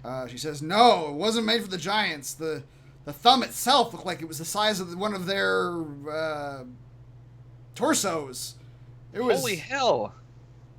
It was big. How the hell did they pull that out? They were digging for a while, and both of them dragged it off while the orcs and the magmans attacked. And when the giants were long gone, hours after they were gone, finally then, the creatures left. They just pulled back and retreated. Where did they come from and where did they go? They, as far from what I can understand of, the word I heard from the people outside of town, they came from the northeast. The hills? The hills, somewhere probably farther east than that. But they came straight southwest towards us. And that's where they went when they left. They marched northeast out of here. Yeah, we've been hearing about fire giants and Lurkwood and the Serbrand Hills. And now it sounds like Evermore. So there's a whole region there around here. It sounds like you guys were just attacked for this item. She says so you had nothing to do. Yeah. Did you even know this was down there? Of course not. Would anybody in town know this thing existed? She says, I've asked everyone that I can think of if they can figure out what this might have been, but it's above our pay grade. We're just farmers and ranchers. Was there anything on top of the site?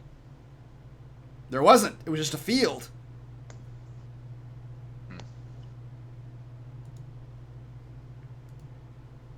So nobody knew this thing was buried in there. What about the priest or whoever was in the... Wouldn't they know more? We had a priest. Unfortunately, it looks like one of the orcs got to him. He's dead. Sorry, Tim. To be clear. Is he Every dead town dead? is going to somehow have something happen to their priest. Is he dead or like almost dead? He's been dead for 2 days. We can put him in a spare pit. the dying. But we can't spare my leg. No. Use We'll just graft you onto your horse.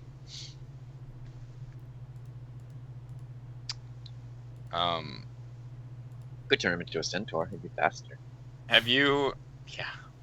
Is there any other news about the neighboring region? Any other giant activities or anything you can tell us? Not that I know of. To be honest, people pass through here mostly. They don't stop unless they're selling something. Seems to be true of most of these towns. Yartar's a big place. Maybe they'll have heard something there. Okay. So you're saying no one here can fix my leg? She takes a look at you and she goes, I don't know any god himself that could fix your leg, son. But good luck to you. The quest to fix Tim's leg continues. He's the reason why we're 2 days behind. On horseback, his leg is not a crutch at all. No, it's not. I was just saying we should just graft him onto the horse and problem solved. She says, you're welcome to stay here if it's helpful, but we don't have anything to spare. The inn's full up of people whose homes have been destroyed. We don't have much to offer travelers. That's fine, and unfortunately we really don't have time to stay and help because we need to deal with the giant problem, and it sounds like unlike the frost giants, the fire giants actually found something, if that's what they were looking for. Ask your god to fix it. They found it. Whatever they were here for, they found it and they left a chaos in their wake. That was your god's answer. They left. This woman breaks out into howls. Oh my lord, are you all right, man? It's okay. Those are trying times for us all. Yeah, we'll probably rest here and then just continue on to Yartar and hope that somewhere at some point a town is not destroyed or too podunk for us to... So if you can't fix my leg, can you at least sew my legs to the horse? We basically strapped you onto your horse. Yeah, you can tie yourself to the horse, certainly. So You can't sew my legs, sir. She looks at you horrified. Sew your leg to what? What's complicated about that? I've got things to do. I'm gonna leave you all now. So if we rest, we're just going to be further and further behind these giants. Well, I mean, the giants, is from the description she gave you, the giants did not follow the road. They took off to the north, straight northeast. Yeah. And the last you heard was that the giants were marching through the Evermoors, through the swamp area there. Through the swamp. Yep. Okay. So they might have traveled a long ass way. Yeah. Okay. I think we just need to follow the road, and I still think getting to Everlund, and maybe they know more about the fire giant activity then. Unless there's no magic that can fix his leg. No, we're looking for... We've been to 2 towns now, and there hasn't been a priest available to heal the leg, and we don't have good enough magic, I guess. All right, you guys can set up camp here in town. There's no place it's like for a major crossroads here, too. Yeah, there's not a good place for you to actually... No one's got space for you to sleep. The whole place is pretty messed up, and people are sleeping where they can.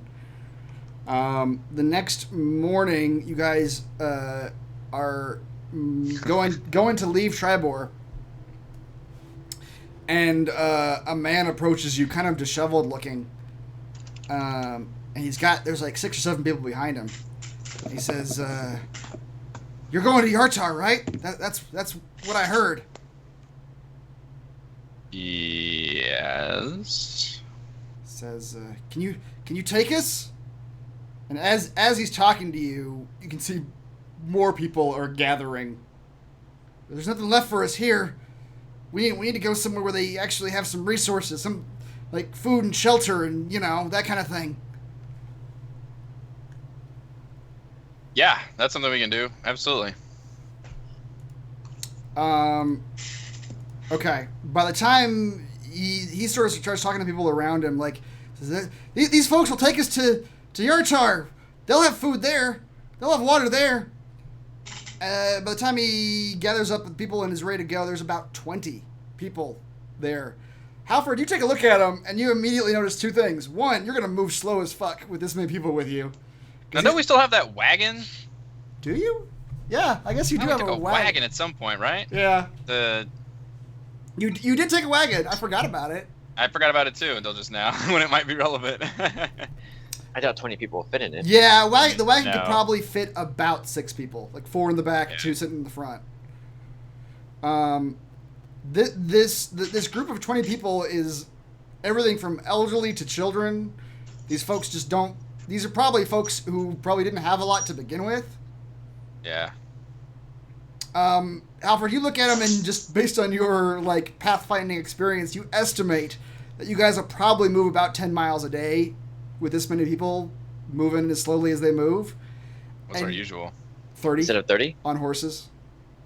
Wow, that's a third of the speed. None of these people have mounts. They're all just on foot, and they're not in good shape, or, and you don't know if you have enough food for 20 people, and they don't seem to have anything. Well, Halford can forage, and we can forage for food, can we? You can, certainly. I mean, 20 people is gonna be hard, but I mean, I'm gonna get up on a little soapbox, turn a crate over, and stand up and say, I don't, that Yartar. How many miles is this? This is the 60-mile journey we got ahead of us. We don't have enough horses or cart room for everybody here. We don't want to leave anybody behind. But we want to see you all safely in town. So if anybody has any kind of hunting and trapping and foraging skills, anybody that's going to be useful at getting food and water to help these people, please step up and help us out, and let's all get into this together. And he's going to ask if anybody has any conditions or illnesses to worry about for this. I'd like to see if this guy's being sincere. Sure. He looks sincere. He also looks like he probably hasn't eaten in like a day. Jesus. All these people seem like they're wanting to leave town, but out of desperation more than anything else. Yeah, refugees. Yeah, literally. There's not much left in this town. That's if you were to go ask the Durethra, whatever her name was, she'd tell you they actually did burn the grain stores for the town as part of during the attack. So what a dick move.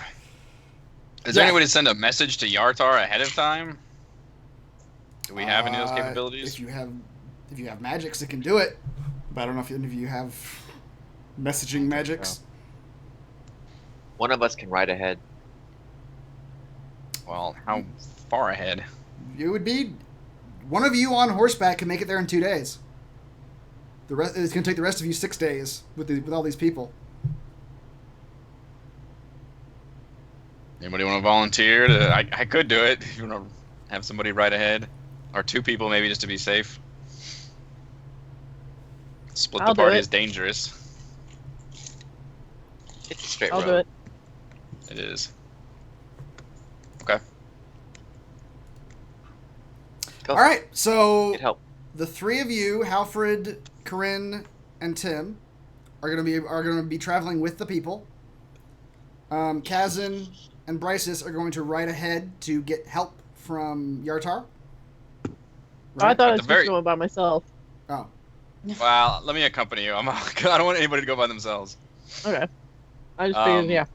I mainly just want to tell them ahead of time that there's like refugees coming, and they can have shit set up and like tents and and if people can ride out to help, that would be great. But in general, just to warn that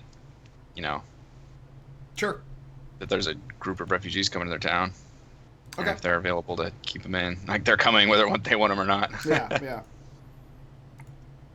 Okay. Yeah. So you guys set out. I don't have 2 things. I can make another one. There we go. Yeah, that's good. So first day. They leave. Halford tells Tim that elderly people taste particularly good. I tell Halfred before I leave that you need to constantly be doing your awareness for dangers, and forage for food. I got it. if any one of these people die, I'm gonna come back and murder him. Okay. Stay Can't help safe. it if the sick die. The first day, you guys, I'm gonna say Team A makes it 30 miles. Team B, Go Team A. Team B, Halford, will you roll your nature check? Any of you guys could forage if you wanted to. It's a nature check.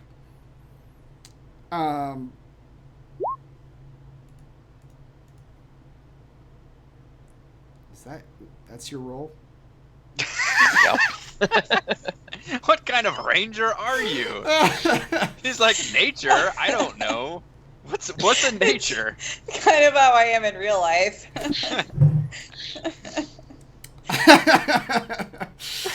I don't know. Is that a plant? I don't know. All right, The group stars another day. You're able to find a little bit of food, not enough to feed like maybe 3 or 4 of the people in the party or in the group. All right, let Tim and Corinne forage as well. Corinne did. There's She some didn't brown find anything. slime. Oh, okay. Oh, that's excellent. All right, we left the good forage Four group people behind. can eat that day. All right, surely at least some of the refugees can forage, right? Can somebody? There's farmers and we passed it hunters. over whenever you mentioned it, but of the Can we 20, try a survival check? Oh yeah. Yeah, it's survival is it's not actually nature. foraging. Yeah, you're right. Yeah. Okay, I'm calling the wrong check. Thank you. Oh, Ooh. okay. Nice. Hold on. Oh, survival. I have much better odds at that. That's actually 2 less because your proficiency is not 5, but That's true. I'll go with 15 and 9, and Corinne, yours is actually correct. Yeah, my proficiency only says 3. Yeah, Oh. yours didn't mess up for some reason. Okay, you guys were able to find enough food to feed about half of the people in the group, about 10 of them. This is like the Banner Saga now. It's like what we're playing is like you just can't feed everybody. Somebody's gonna die. Yeah. I mean, you guys can give the food to the weakest of the which are there's like 3 dudes. That makes no sense. Yeah, why would we do that? There's 3 dudes who are helping you. When Kazan earlier when you said like who can help forage and whatnot, 3 guys did step up and say like we've got actual like experience with this sort of thing. All right. So you guys have Why a little. did they find the food? Well, they found a little bit of food. They're keep it to themselves. Murder them. Take their food. So okay, yeah. So you guys have food for about half of the 20 people. There's an episode of the Walking Dead video game about this too. We had to like choose who to give like the cheese and crackers to or something. Right. Yeah. Yeah. You can give it to whoever you want to give it to, or just randomly select people. Just sort of throw the food out there. Draw straw. Oh yeah, fight for it. I mean, I'd say give it to the strongest to make sure they stay strong. Right. Archon Kind says of just to a waste to give it to the weakest. They're gonna die anyway. Damn. Yes. Okay. Corinne and Tim are They're in gonna agreement. die anyway. Believe me, they're going to die anyway. Have to die now. Day 2. Team A. You guys, over the course of the day, it's evening by the time you get there, but you ride into Yartar. I'm going to give you a brief description of Yartar. Yartar, the fortified city of Yartar, stands on the east bank of the Desserin River. On the west bank is a walled citadel under the city's control. Between them stretches a wide stone bridge. Travelers must move through the citadel and pass the inspection before continuing west to Triboar or crossing the bridge to the city's west gate. The Evermore Way cuts through the heart of Yartar, connecting the city's western and eastern gates. East of the city, the trade road becomes a gravel trail. Yartar is prosperous and becoming increasingly crowded. Some of its old buildings have been torn down and taller ones built, 4 stories high in some cases. So you guys approach the citadel, which is the armed, fortified entrance on the west side of the river. And you ride in, and there's guards that ask you to get off your horses for inspection. And ask How you, imposing. they look like regular guards. All right. But this is something that they do to everybody. It's not like special. They just it's imagine it like the between states checks. Like are you travel You have any fruits or vegetables? Fruits and vegetables, yeah, exactly that sort of thing. They ask you if you All have right. any illegal magics. I'm gonna mention if they have any fire giants. Kaz's gonna be real snarky. Fire giants? What are you talking about? We don't have any fire giants. Your sister city Triboar is destroyed. An army of fire giants came through 2 days ago and burned the city to the ground, stole some ancient artifact, and got out of there. There was 2 fire What have you guys giants. been doing? 4 days ago. Oh, yeah, it has been There 4 was days 4, ago. yeah. Kaz's not the smartest. He blanches a bit and he says, I mean, I knew we haven't had anybody come through the gates in the last few days. You had to have seen something was an army with orcs and fire giants just marching across apparently the Evermores. That's 60 miles away. We didn't see nothing. I mean, I heard the rumors that there were fire giants in the Evermores. I didn't know that they were marching towards Triboar. Well, your rumors just destroyed the next town over, and now we've got refugees coming here, and they're going to need some help. My God. Okay, he makes some calls. He sends word You better make those calls. I want to speak to your superiors. Yeah, he grabs his superior, who walks off to get his superior. And then they find Mother Superior. And he's like, "Why did you call me?" And after a while, a human or a female human, female, yeah, a woman. Go on. Comes walking into the citadel with guards at her sides, and she introduces herself as Nestra Ruthial. She goes, I am the Water Baron of Yartar. I don't know what that means. Says it means I'm the head of this place. Okay. I know what that means.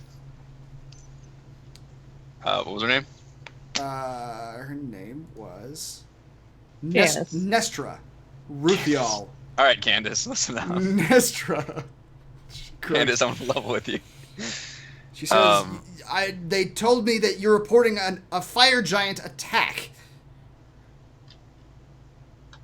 Yes, absolutely, I am reporting that. Put that in your ledger.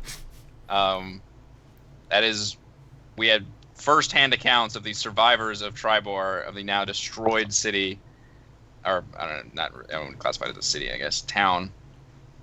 A fire giant swept through with an army. We saw the bodies of orcs and fire imps attacked the town, seemingly because they were searching for an artifact buried in the middle of a field. They recovered the artifact and then left, and the town is now at least half destroyed, and we have about 24 refugees headed here. They'll probably be here within a day, so we need to start prepping tents, IVs, we need water bottles, diapers. We need to get ready to. This border guarding is not going to fly whenever these people march through. I don't want you stopping all these people. Roll a persuasion check. Barely alive.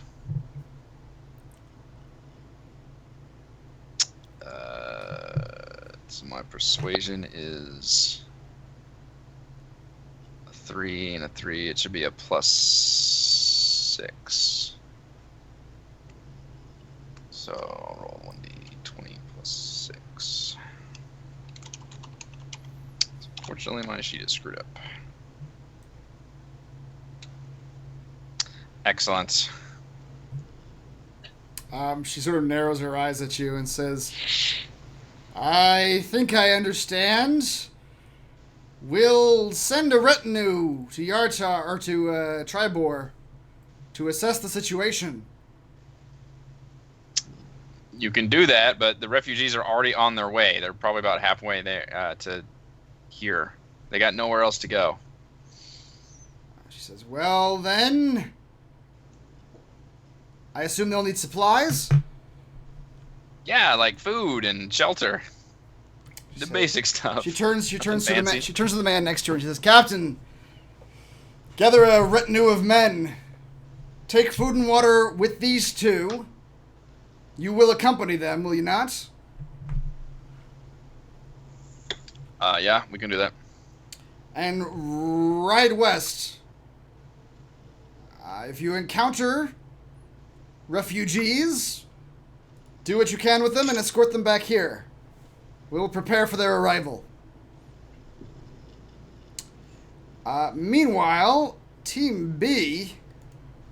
yes, and someone to fix a leg. When you should have grabbed the priest. Will you guys all roll survival checks again, please?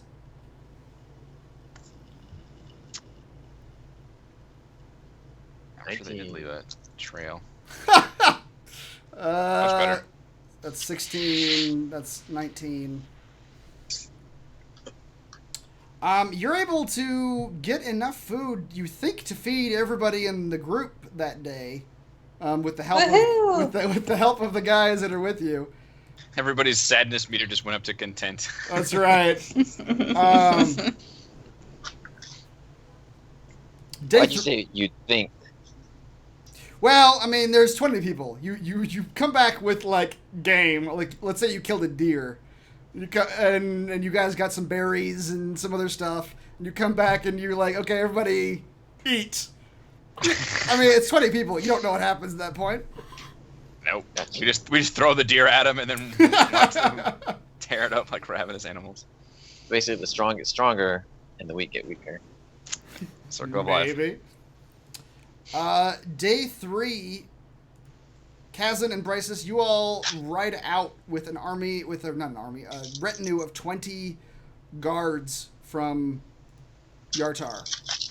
And they all are equipped with food and water and what have you. Shit.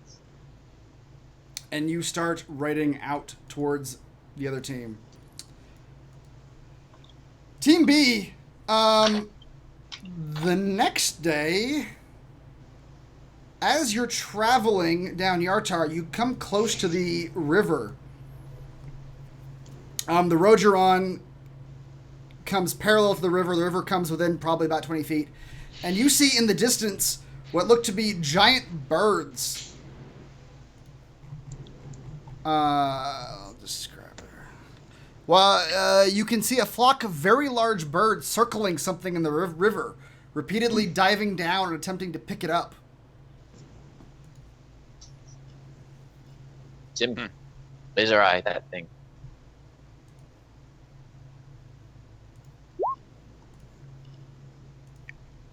Let's ride.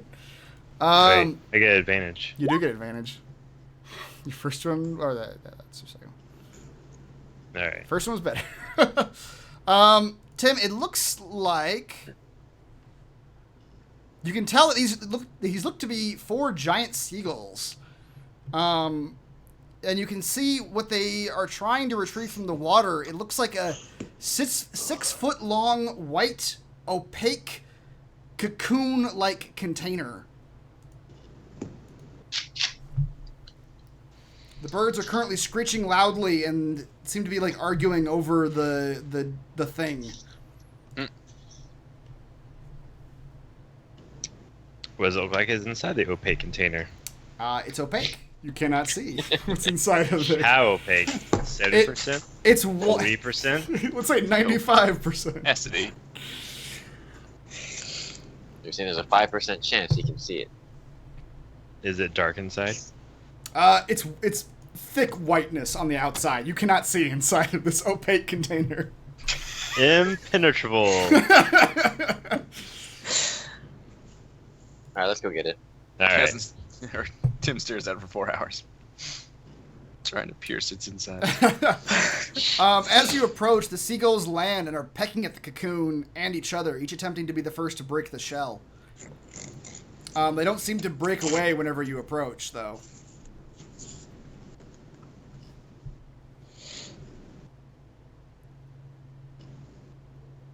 That's good. Do you just keep approaching? Yeah. All right. Shoot the seagulls away. Of course. The seagulls turn on you as you get close.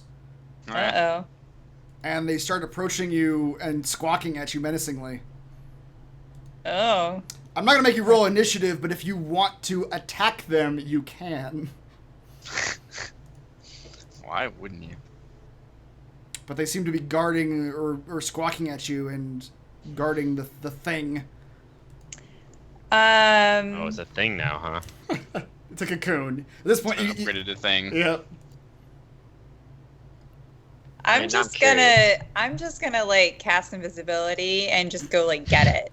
Those birds are potential food. I'm just gonna cast invisibility on myself. Isn't it in the water? It's on the bank now. They pulled it up to the bank and they're all pecking at it and pecking at each other. Like how far away are we from it? About 20 feet at this point. Okay. So you're invisible. So I'm just gonna cast invisibility. I'm just gonna go up to it, pick it up, in which case it also turns invisible, and just like run off with it. Okay, sure. You get up to it. You get up to it, and it is a 6 foot long cocoon. Granted, you couldn't pick it up. You could drag it if you wanted to. Invasion of the Body Snatchers style. Yeah. The cocoon has been ruptured by the seagulls, Corinne, you can see you're standing next to it. You're standing right now, by the way, in the middle of like 4 giant seagulls, all just flapping their wings and pecking at each other. When you say seagulls, like giant how big? Seagulls, 5 foot Giant tall seagulls. Man-sized. Man-sized seagulls. All right. That's weird. So if I'm dragging this cocoon, does it turn invisible? Roll. I think if you're wearing it. Yeah, I don't think. Well, no. it says anything I'm wearing or carrying is invisible. So, Corinne, I'm gonna say you're able to get your arms around it and sort of pick it up a little bit. Let her roll a strength check. Yeah, to see. yeah. Go ahead. Yeah. Roll a strength check for carrying this thing. That's a saving throw. Roll your actual strength skill or attribute. Strength. Okay. You are able to pick it up enough, almost like firemen carry. You're able to get it up and like some of it may be on the ground still, but you're able to get most of it into a sort of a hug, and you're carrying, and it feels like it's about the weight of a man. It feels like it's great! So we're carrying a dead body. Or? Yeah, I mean, or seagull. And as you do, it goes invisible, and you carry, and you. I assume you're taking it towards the party. Yes. Okay, you take it towards the party. The seagulls that were pecking at it suddenly look around bewildered and begin viciously pecking at each other. And They immediately resort to cannibalism. and after a few minutes, the rest of you see the seagulls just sort of stop pecking each other and fly off and just disperse. Oh, that's food. Kill them. You can feed all the people. Alfred, shoot the seagulls. Okay. Alfred, He is the highly system type. You can roll an attack if you want to. Alfred. All right. I'll let Never see it coming. They're Wait, starting. there might be an attack formation. They're starting to fly away, so you'll get like 1 attack off before they go. They're gonna get a bombing run. Or you got extra attacks, so you can attack twice before they get away. Sorry, I'll pass. Okay. Well, actually, if I could kill one, that's plenty of food for everyone. All right. Do it. Okay. Go ahead. Roll 2 attacks. Okay. You nail one of the seagulls. And you kill that seagull. Hooray! As it's flying off, you put one arrow in like its shank, its side, and then you put another right into its neck, and it just goes collapsing into the bank. Those things weren't too tough. They were seagulls. Hopper says to Regardless the of the size. refugees, I provide you food. Worship me. Feast from my This is mouth. a halfling, a little like 3 foot tall man. Worship me. So proud of a seagull. Mount that on the wall. Yep. Save the head for my wall. All right. Meanwhile, while the refugees are distracted, raw seagull. Raw seagull? Is it you're eating it? They're hungry. What do you expect? Well, they'll probably cook the seagull. They're not ghouls. So they're not actually that hungry for raw. They can wait a couple hours for cooked meats. Mm-hmm. Some refugees they are. Corinne, you get the thing you're carrying, which is very slimy, by the way. It is, as you're carrying it, it feels like this sort of fibrous, mucusy encasement. It's better and better. As you get back to the party, you can drop it and take a look at it. That's what we'll do. The cocoon has been ruptured by the seagulls, and you can see what clearly lies within. A naked, unconscious man with translucent, slimy skin. It's Adam Warlock. Covered in several inches of grimy water. I was really hoping it was a butterfly. Butterfly. All right, so I'll shake him and try to Congratulations, wake him it's up. a boy.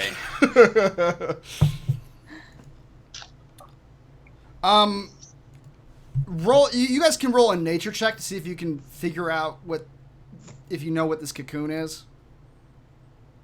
Who just did that? Alfred? Halfred, you immediately... No proficiency needed. Nope. Halfred, you're just immediately aware that this cocoon is not natural. It is not the product of any natural beast. Nothing in nature creates something like this. His nature check allowed him to confirm that yes, this is not of nature. Yep. I know all of nature. This is not of it. This is not a nature. It seems to be made of soft, membranous tissue that isn't webbing or fabric. Corinne, you said you were shaking the man? Yep. Slap Wake it on the head times. Like with babies. You guys roll Poke the bottom of his feet. Roll a medicine check, please. Okay. She holds his foot up like to try to heal the heart. Hello? I think he's dead. All right. You guys are okay. Oh God! Don't let Tim near actual things that need healing. Tim, you're able to note that the man's skin doesn't look like normal human skin. There's something wrong with him, and it doesn't look.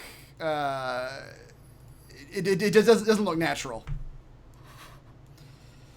The young man regains consciousness, Corinne, when you start to shake him.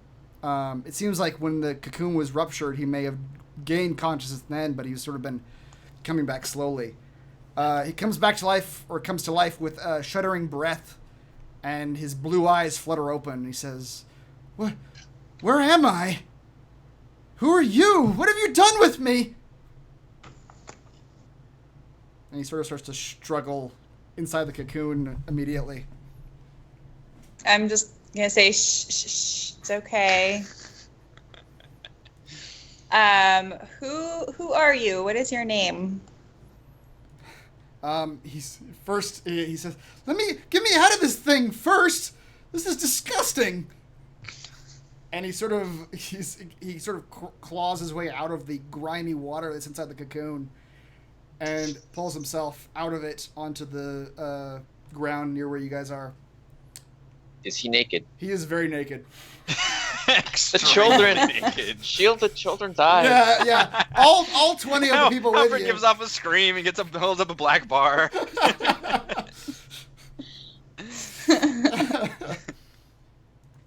It's about this big. That's all that's needed. He says, my name is Arton Rosolio.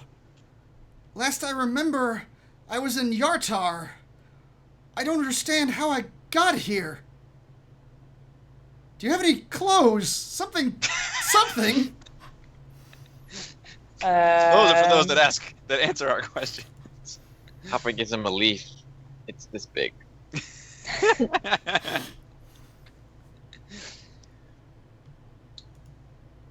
Bryce's and me aren't there yet, right? No, you guys are riding west with the guards from Yartar. Okay. Oh, here. I have a winter blanket. I'll cover them with that. Okay. No, wait. Why am I holding back this set of common Here's a blanket. The weird thing is they're not halfling clothes either. They're just common clothes. Yep. That he carries around. All right, I give him my set of common clothes. All It's right. come to some use. All right, he clothes himself. He says, "Where are we exactly?" We're 30 miles outside of Yartar. How did I get here? In the cocoon. He looks back at the cocoon and says, "How did I get in there? Last I remember, I was at the manor. I was getting ready to go somewhere. Where was I going? I can't remember." You better remember before our psychic comes back. Tear your brain up. That's right. He says there was. I don't remember hardly anything. I was leaving the manor. There was some sort of golden goose. I don't know, but then I woke up here. Who are you people? What is going on? You're in hell now. This is what hell looks like. It's a halfling with clothes. He says, forget it. Just take me back to Yartar. My mother will pay you whatever you ask if you just bring me back. Yartar has been burned to the ground. Oh, wait, that was Triboar. You get halfway through your sentence. He's like, what? Lucky you, we are on a pilgrimage with these pilgrims towards Yartar. Why would you lie about that? These pilgrims. So lucky you, we are on the way. He says, good. You can take me there quickly. I need to get back to Yartar. Get back to my mother. Oh God, I'm so thirsty. Do you have any water? Depends. How much will she pay us? Is this guy's stomach distended? Because it sounds like he's about to an alien's gonna pop out of him. He says, she'll pay you whatever you want. She'll pay you anything. Just get me back there. We have 23 witnesses here that just heard that. Yeah, whatever you want. She'll pay you. She'll just take me back to Yartar. Alright, Halford points to the river. There's some water.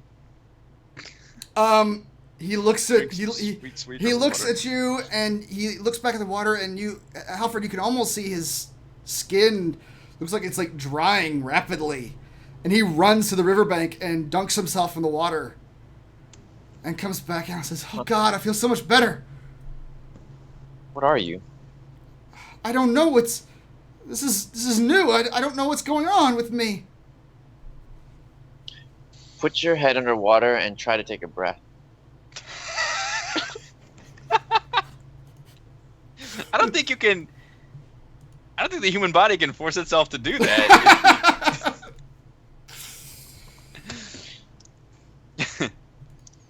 It's just an experiment. He puts his head underwater.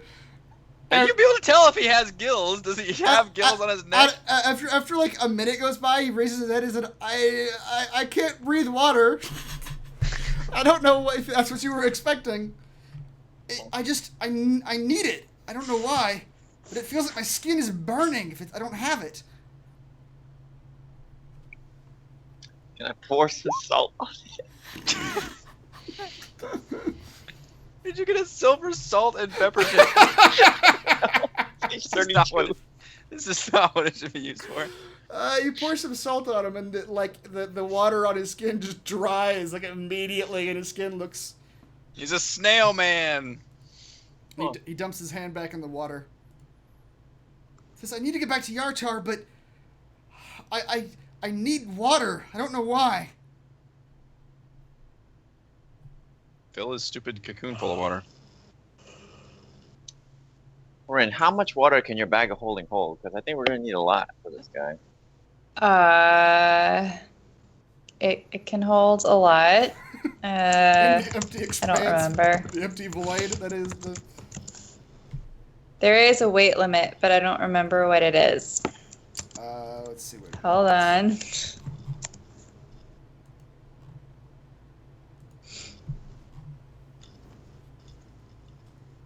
£500. 500 pounds. Do you have anything else in that bag right now? I forget. I don't think so. We ever let that guy out of the bag? Yes. We did let took the care guy of that. out. Yeah. Alright. I think we let him go. Alright. 500 pounds, or a volume of Tom out. 64 cubic feet. Okay. If you want to, yeah, you can go to the river and just fill that bag full of water. Just open it up and just let water fill the empty void that is the bag of holding. Okay, you do that.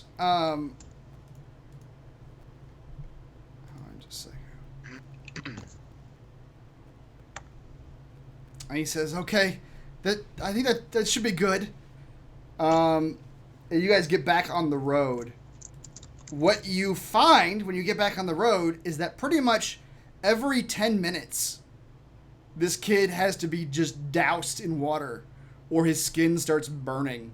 It feels like, he says it feels like acid is just on his skin. You have no idea what this could be, but the bag of holding has plenty enough water to just dump it on him every 10 minutes when he starts, or you could even just sort of hand it to him and just have him dump water on himself every 10 minutes, if that seems... The day passes. I'm going to need all you guys to roll survival checks again.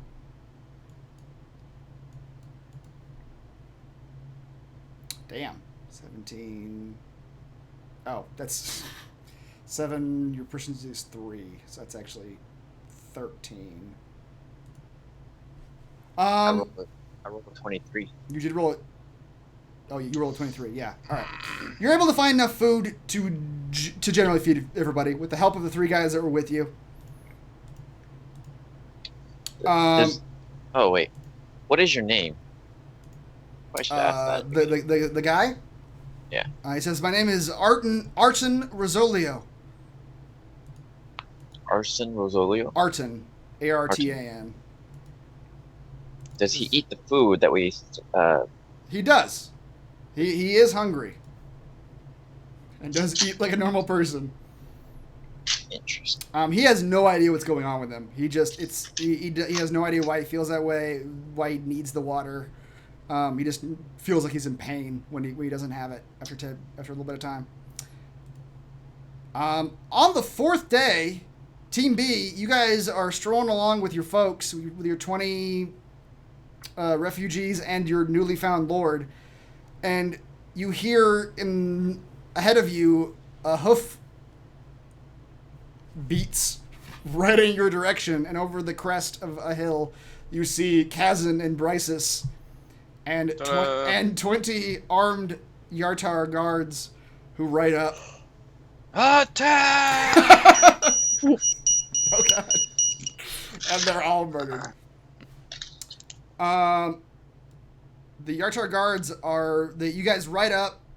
The guards they were carrying enough food for they had like a week's rations on them each.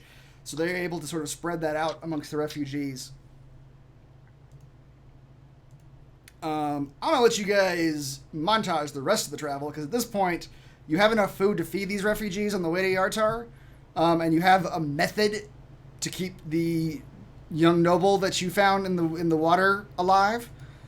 So the next 2 days... I do want to talk to the kid? That guy. Okay. Yeah, I'm fascinated. Yes.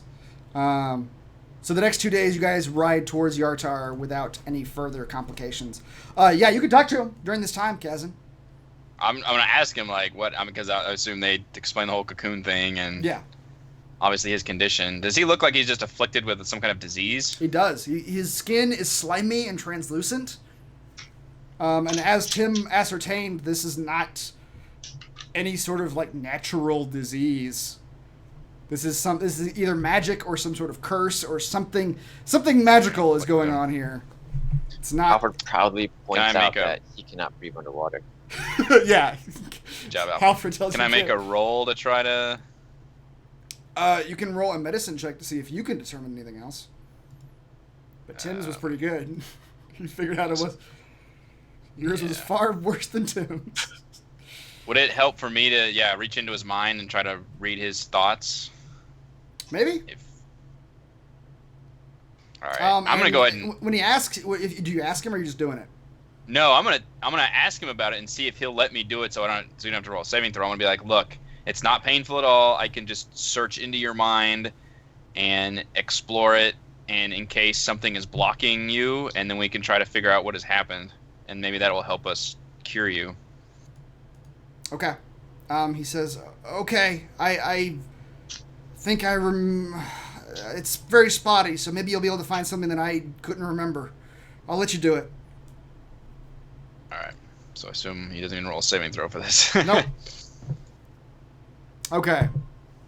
You go into surface level thoughts, and your memory is kind of like his at that point, where you go into like his memories, I guess. And he was getting ready to go somewhere from his manor where he lives with his family. But he doesn't remember where. You get images of a golden goose that visually you're able to sort of place it better than he could as some sort of statue or ornament in a room. It's a big, like, decorative golden goose. Then you dive deeper, and you still don't get the full picture of what happened that night. You get him getting ready to go somewhere. You get flashes of that golden goose. But then, Kazan, you get images of a beautiful woman with black hair and a gorgeous purple dress. A woman that you immediately recognize. And we'll pick that up next week. Ah, Damn you. what? Cliffhanger! Yep. All right. Tease. Yep. It's a good timing. That was good. Let's do experience first. I'd have to check back, but this may be the first time in the Campaign? like two years we've been doing D&D. No We combat? We made it through an entire session without any kind of combat. Like, nobody rolled initiative or anything. That's Yep. crazy. Yep. Yeah. I don't know if that's ever actually It's happened absolutely before. the first time in this campaign. I don't know if it's the first Yes. time in how long. I remember it, like, we've come close to where there was like a really brief one time or something, but I really don't remember never not having ever even roll initiative. And yeah, that's crazy. Yeah. All right, for getting Art and Rizzolio back to Yartar, you get 1,500 experience. Oh. Do we still get to like follow up with that guy, or is he just gone? Oh, absolutely. I mean, he's still with you. You guys are just now Okay. going into Yartar. I'm just giving you the experience okay. for this now. Gotcha. For getting all 20 of the refugees alive Oh. to Yartar, you get Good job, Forge team. You get 4,000 experience. Nice. How much? 4,000. Good old Quest XP. Despite our best efforts. That's right. You guys Yeah. did real bad the first day, and then you picked it up after that. Would you have killed some of the guys? If you guys hadn't rolled better that second day, absolutely. Like 3 of them would have been dead the next morning. Nice. All right. Thank you to Eric, Heather, Reese, Rochelle, and Raymond. I am Chris. We are here doing D&D 5th Edition Storm King's Thunder every week. We will see you next time.